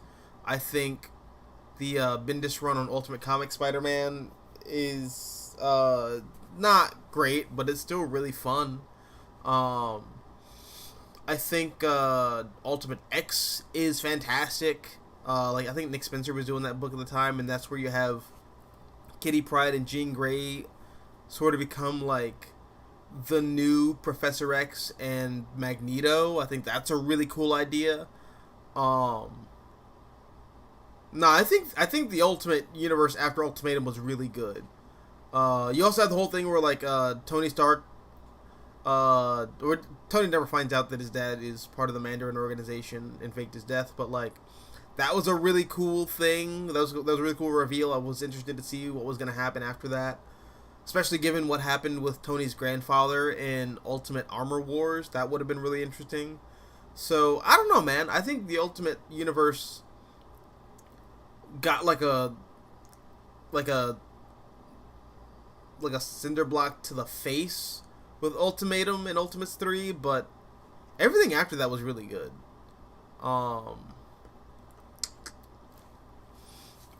Post-Crisis New Earth, not in continuity thanks to Flashpoint. LOL, yeah. Also in the 2000s, there was a lot of nostalgia on that era. New Metal is like... New Metal is okay to like now. Thoughts? It was very crass, loud, edgelord era with some unfortunate casual homophobia and misogyny. I mean, yeah, but that's just New Metal. And that's just like a lot of rap music of that era, where, you know, New Metal is like kind of the blending of rap and metal, and rap is just very inherently like misogynistic and homophobic, or at the very least like the hip hop scene that exploded in like the mid 90s up through the early 2000s, which New Metal was trying to copy. But there's a lot of New Metal bands that I really like, you know. Um, I really like Nonpoint. Does Nonpoint count as a I think Nonpoint counts as a new metal band. Um, but yeah, I like Nonpoint a lot. Uh, I like as we mentioned earlier. I have an affinity for I almost said the Pixies. No, not the Pixies. Limp Bizkit. Um, so yeah, I don't know. I like I like a lot of that new metal stuff. It's really good. Um, Shame E-52 ruined everything with Teen Titans. I mean, yeah, that whole generation got really messed up. Um, Prime Earth 2011 onwards is still continuity. Kind of, kind of. It's like a big yes and no. Um, Valiant Comics, doomed to fail without Jim Shooter, which is a shame because I think a lot of those characters could be like legitimately really interesting and really cool, but um, yeah, Wayne Family Adventures is really fun. Um, Too bad Superman isn't allowed to have any drama these days. Uh, I think I think the big problem with Superman is that as of right now, we're seeing a lot of overcorrection from DC kind of looking at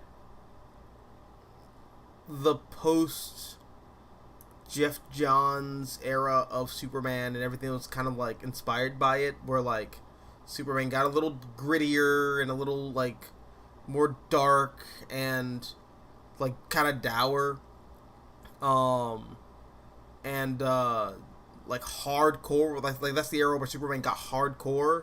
Everything after that sort of like aped it, and we're now in this era where everyone's trying to fix Superman by going in the polar opposite direction, and that's just where we're at right now. You know, I think we're in the overcorrection era for Superman, where things are kind of just boring because we can't have things be too hardcore. If they're too hardcore, it's gonna hurt my feelings. It's gonna hurt my feelings because it's too hardcore. But yeah, I think we're gonna see like a balance. The force will be balanced soon enough, young Jedi. I think it will be at some point in time in the near future.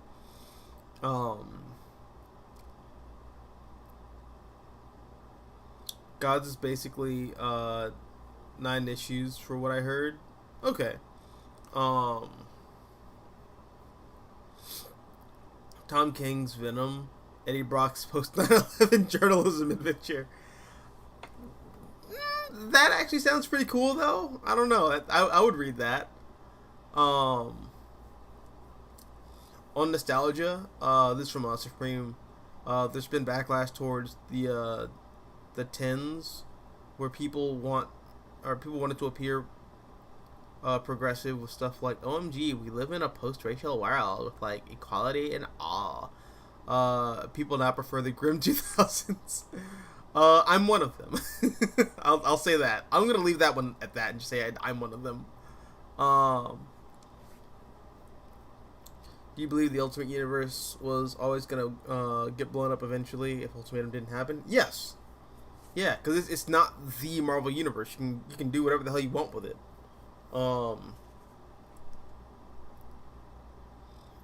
Ironically, Marvel had better success with them doing Baby DC compared to DC when they tried to be Baby Marvel.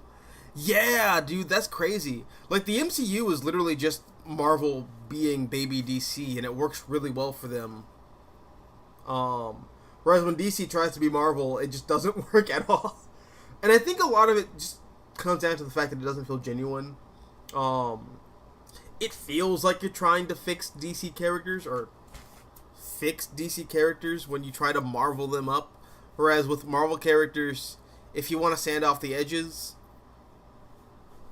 whatever. I do feel like that. I feel like I don't know. I had this thought when I was watching the trailer or the cinematic trailer for the Spider-Man 2 game that comes out in like 2 weeks. I'm like super excited for it, but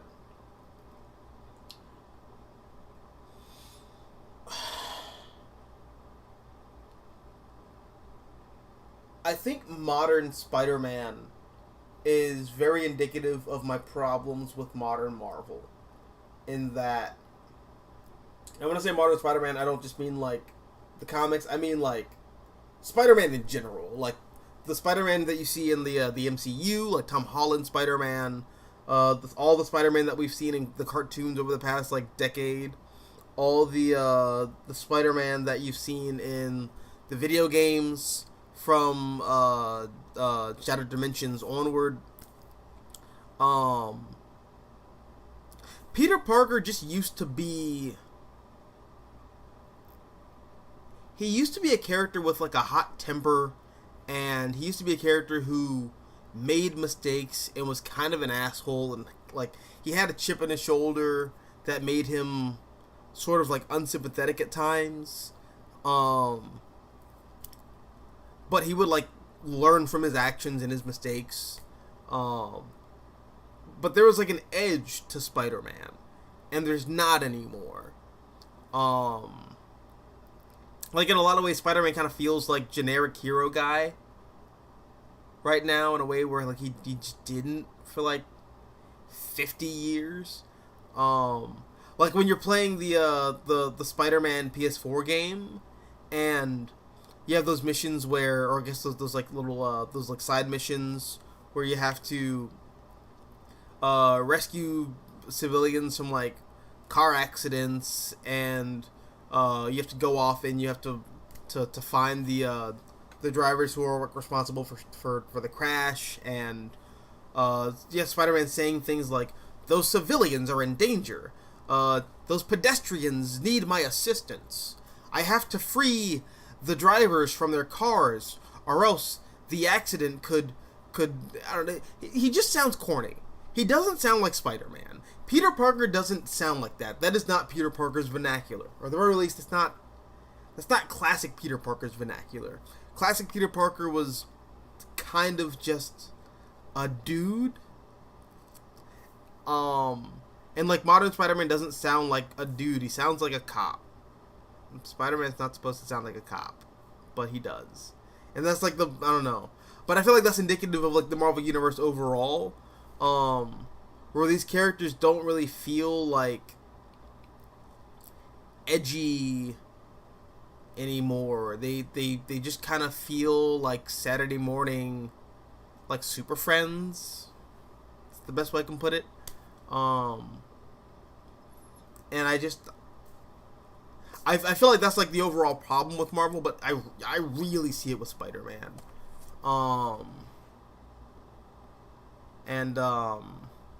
I don't know, they don't feel like Marvel characters. They feel like DC characters wearing Marvel skin, and I don't like it.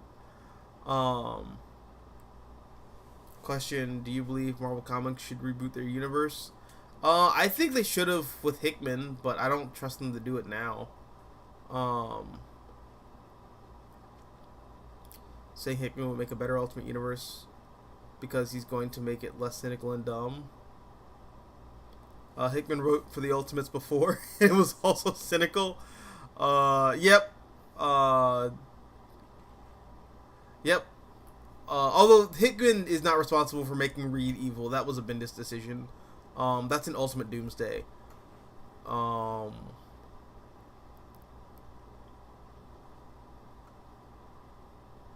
Know a Different Marvel didn't have Hickman Fantastic Four. Maybe that was before. I don't know. I just kind of associate Hickman with like the all new, all different era of Marvel, but you're probably right. He's probably doing Fantastic Four before All New and All Different came out. How Marvel fixes Spider-Man every couple years. retcon Norman Osborn as the big villain behind everything. Yep. And it never works, does it? On ending the Marvel Universe, if given the chance to end it and reboot it, I'd say do a story about the final war between humans, mutants, and humans in the Eternals. I want everything to die, end of Ava style. I mean, that's kind of what we saw with AVX. Not AVX. Judgment Day. But it just, I don't know. It didn't do the thing. It did the thing, but then it didn't do the thing. So, like, that could have potentially been a pretty good ending point for the Marvel Universe, but it just wasn't. I still personally see Earth X as the ending of the Marvel Universe. That's the end of the Marvel Universe as far as I'm concerned. Battle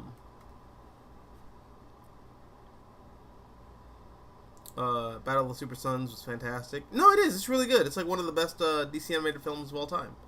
Although part of me is just saying that because I miss Super Sons, but like I don't know if I actually believe that. I just it filled a void where John Kent was, and I can say I liked it for that. DC Animation Department equals Marvel fans working for the wrong company. Yes. I do 100% feel that way. I feel like Bruce Timm should have worked on an Avengers cartoon. Like Bruce Timm would have had so much fun with the Avengers. Even his style feels like Jack Kirby. Like he has a very Jack Kirby like a very Jack Kirby inspired like art style. I don't know. I think Bruce Timm would have worked wonders on a lot of those Marvel characters.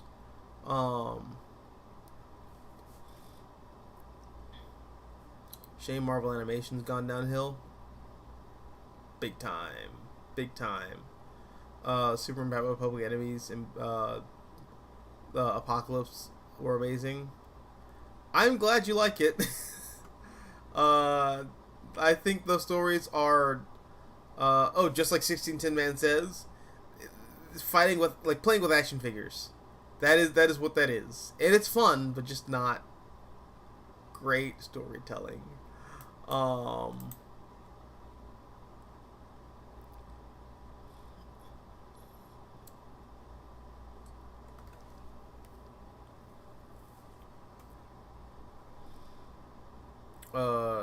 Good night, Tevia. Supreme Omega says, on ending and rebooting the Marvel Universe, I feel like also doing a final fight between the heroes and villains, where both sides are driven to kill each other. Even a gang war between the New York Mafia and the New Jersey Mafia. That'd be pretty interesting. Basically just like the final episodes of The Sopranos, and then End of Evangelion happens immediately afterwards. That'd be fun. DC Animated Universe version of Jon Stewart, generic, boring military man. Yeah. Final question. Okay. Do you believe Miles Morales Spider-Man should go back to his own universe? Yeah, that boy should go back to where he comes from. I can never not make that joke when I say that. But, like, no. Miles Morales should be the one and only Spider-Man of his universe. Just like every other Spider-Man is the one and only Spider-Man of their respective universe or time period. That's the thing that I think doesn't work about Miles. Marvel insists on putting Miles and Peter on like an evil or like an even level playing field, and it's like, no, they're both Spider-Man and they're both doing their jobs equally and respectively, and it's like, no, one or the other is always going to be seen as the superior or the lesser. As long as Miles is in the 616 universe, because Peter's been Spider-Man and like the only Spider-Man of that universe for like well over 60 years, Miles is just by default going to be seen as the inferior Spider-Man, which is a problem that Miles did not have when he was in the Ultimate Universe, where he was the one and only Spider-Man there. So I really feel like Miles should go back to the Ultimate Universe, or just exist in his own pocket universe as like the one and only Spider-Man there. I really feel like that would fix that character a lot. And then there's other stuff you have to fix, like actually giving him a personality, but like, you know, baby steps. just you know, one foot after the other.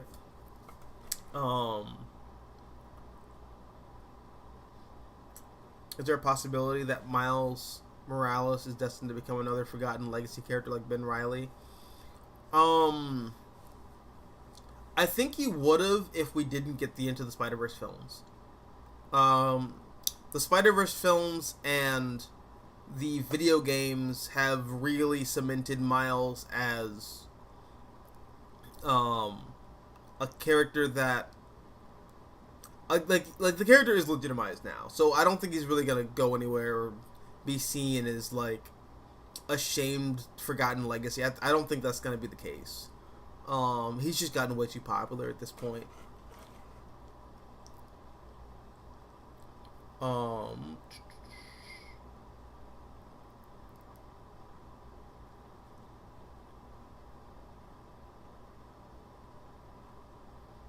No, fuck. Damn. Oh, there we go. Okay.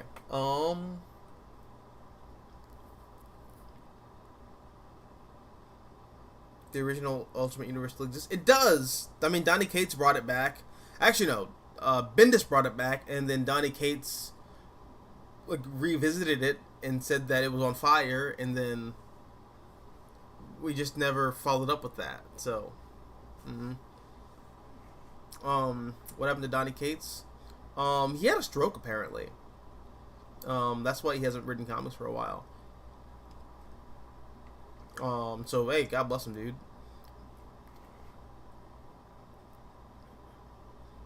The benefit of self-contained miniseries and graphic novels is that there's usually quality control. The problem with ongoings with no endings is that there's going to be jump the shark moments. Absolutely.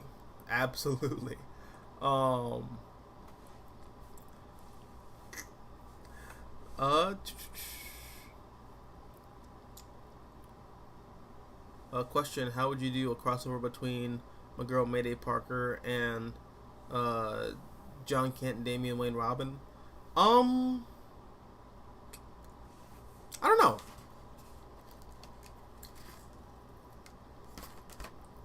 That's an interesting question. I never thought about it too much.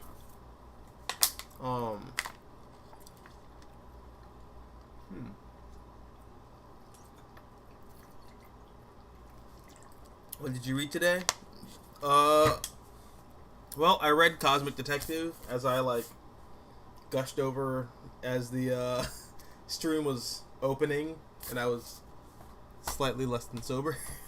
I also read Transformers #1 by Daniel Warren Johnson. This was really good. I always talk about how like nostalgia, I think, is a problematic force in that it's very easy to just play greatest hits and then do the member berries game. This I felt was like really interesting and kind of like doing some new and interesting stuff with the Transformers, but also it felt like Transformers. Like what's the song in the Transformers the movie, like the animated film? You got the touch, boom, boom, boom. You got the power, boom, yeah.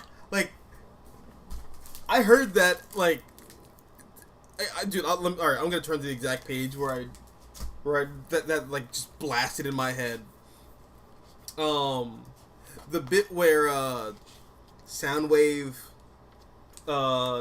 activated Ravage, and then you have Spike and Carly pushing Optimus Prime's ion cannon towards his hand, and then he just shoots Ravage, and then he gets up and starts bodying the other, like right here, where he starts just bodying the Decepticons. Yo! With no hands breaking loose, you'll be riding out of the store. Like, dog, this was just dope, man. This was really fun. This is everything that I expected Daniel Warren Johnson's Transformers to be, and I loved it, and I can't wait for it too. It's really fun.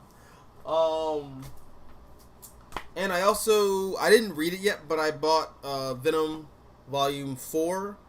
This is the current run by Al Ewing, Brian Hitch, and Cafu. And yeah, man, I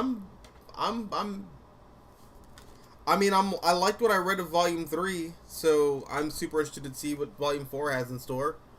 Again, Venom's like one of my favorite Marvel comics coming out right now, and I don't understand why. That's crazy to me, but that is what it is.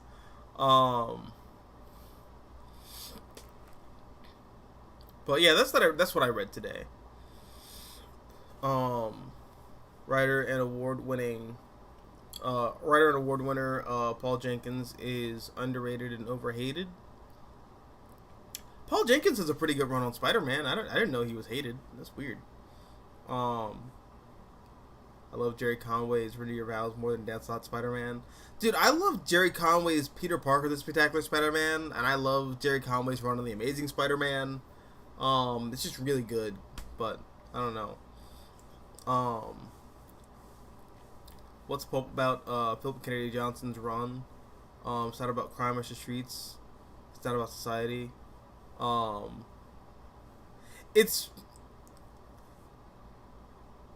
It's pulpy in the sense that it's taking those it's very pulp sci-fi. I think that when I like kind of corrected myself and said it's very pulp sci-fi, like Buck Rogers and like a lot of the like 40s and 50s like sci-fi books around that time period. It feels very much like that. Or like not 40s and 50s, like 20s and 30s. It feels very John Carter, to me at least. So that's what I mean when I say it's very like pulp sci-fi. But I don't know. I like it. I like it, dude. I don't know.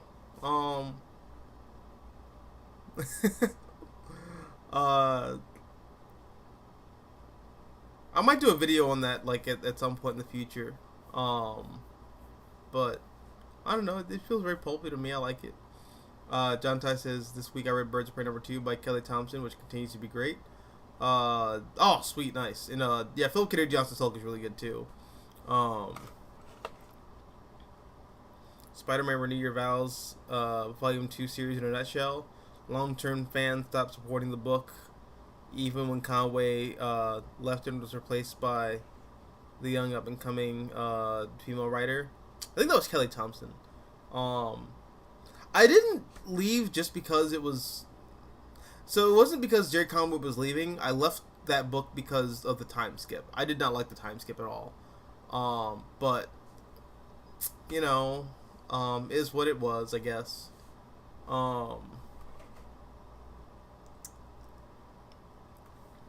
Amazing Spider-Man 2. What if Spider-Man 2 and 3 were mashed together? And you brought back Sam Raimi's campy tone while setting up an entire universe to compete with the MCU and DCEU. Yeah, that was a mistake. I still love that movie. I cannot defend it artistically, but I still love it.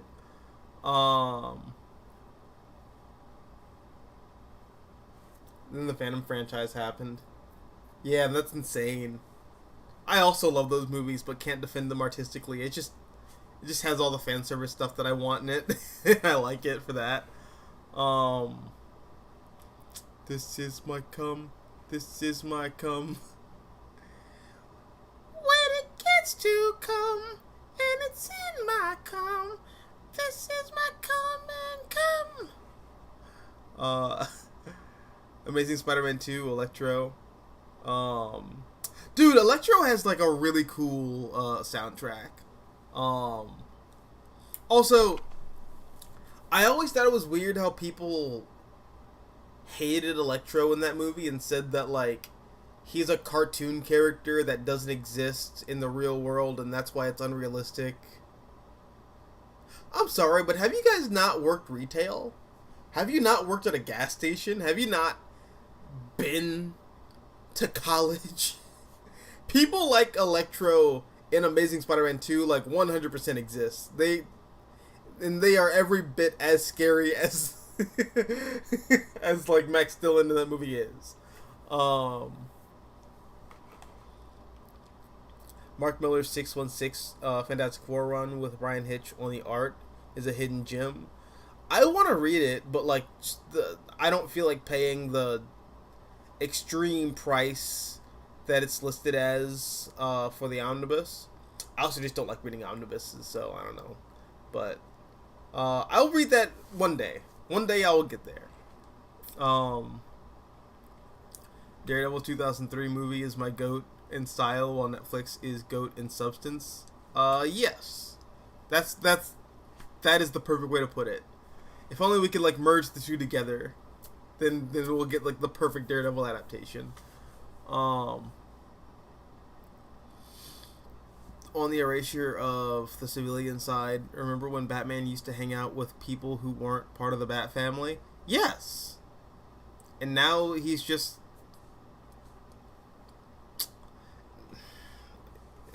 what he is. He's just the Bat. The freaking Bat. DB, the Flash movie was doomed to fail. Yes. Ever since Ezra Miller was discovered to be a crazy person, that movie it never stood a chance.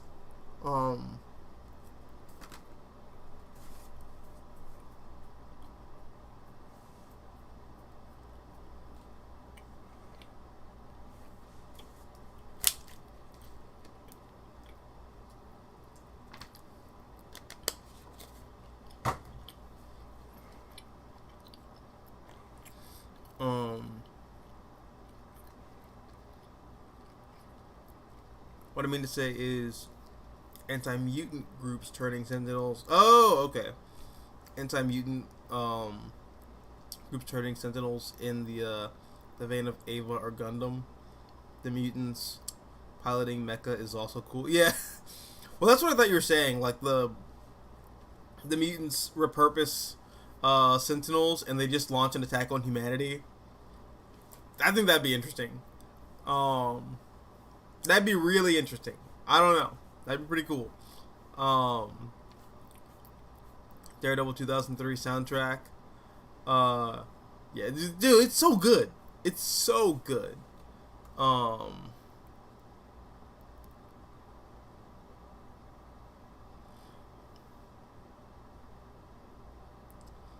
do you feel about My Adventures with Superman, the animated ending? I think it's fine. I mean, I've already made this point before, but like I feel like the show is fine. I don't think it's great though. In fact, I would not say that it's good. I think the ideas behind it are really good. I like the idea of Superman versus the military-industrial complex, but the animation's choppy. The voice acting is finicky at best. The writing is so great concept. Everything else, ooh. Hopefully season 2 is an improvement. So what you're saying is that for Superman forced to be brought back to balance, DC editorial has to commit Order 66. Well, I think Order 66 was already commenced. We just have to we have to see that balance. Like we're in the Empire side now. We have to go back to the middle. We have to go back to when things are balanced. Which might come soon.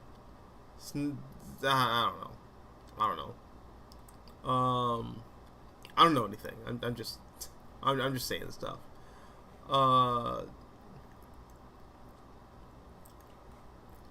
Michael Bay's Saga, Lens Flare with more edge. Yes, and it's cool.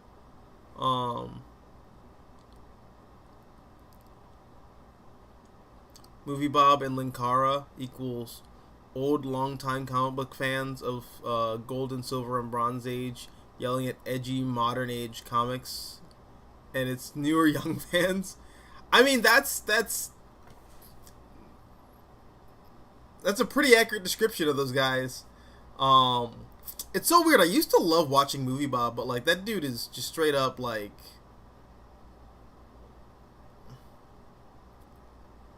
Once he did a 6-hour rant about how Batman v Superman is like a bad movie, I was like, there are a lot of movies I don't like, but you dedicated 6 hours. No, okay, if it takes me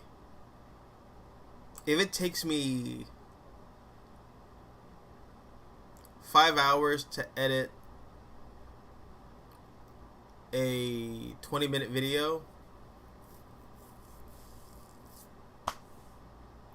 that's a lot of time to dedicate to 6 hours of ranting.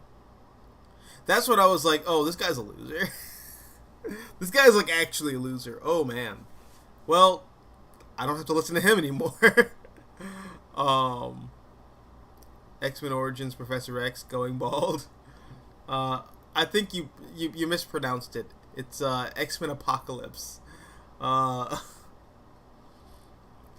Arcus says, Beanie, you finally joined me in the sun. Oh man. Yeah, I mean, I feel you. I guess at the time I was just kind of wrapped up in like the ideas behind the show more so than like the show itself, and the show itself is just not great. I see that now. You were right. 1610 Men says there's a video about how political culture wars and Gamergate ruined Movie Bob. I can't remember her name, but there was a girl who did a video about how Movie Bob just kind of sucks, and that was like the final straw where I was like, oh yeah, she's right. Yeah. But yeah, dude, I don't know. I'm gonna go to bed because I need more than just water to to sleep this off. But yeah, guys, this week in comics, things are really good. My favorite comic of the week, Cosmic Detective, is really cool. But I also really, really love Transformers by Daniel Warren Johnson. But I feel like I was already just gonna love this book just because it was Daniel Warren Johnson and I'm a big fan of his. But there we go. Good night, guys. I'm going to go to bed. Alright, much love. I'll catch you guys on the flip side. Peace.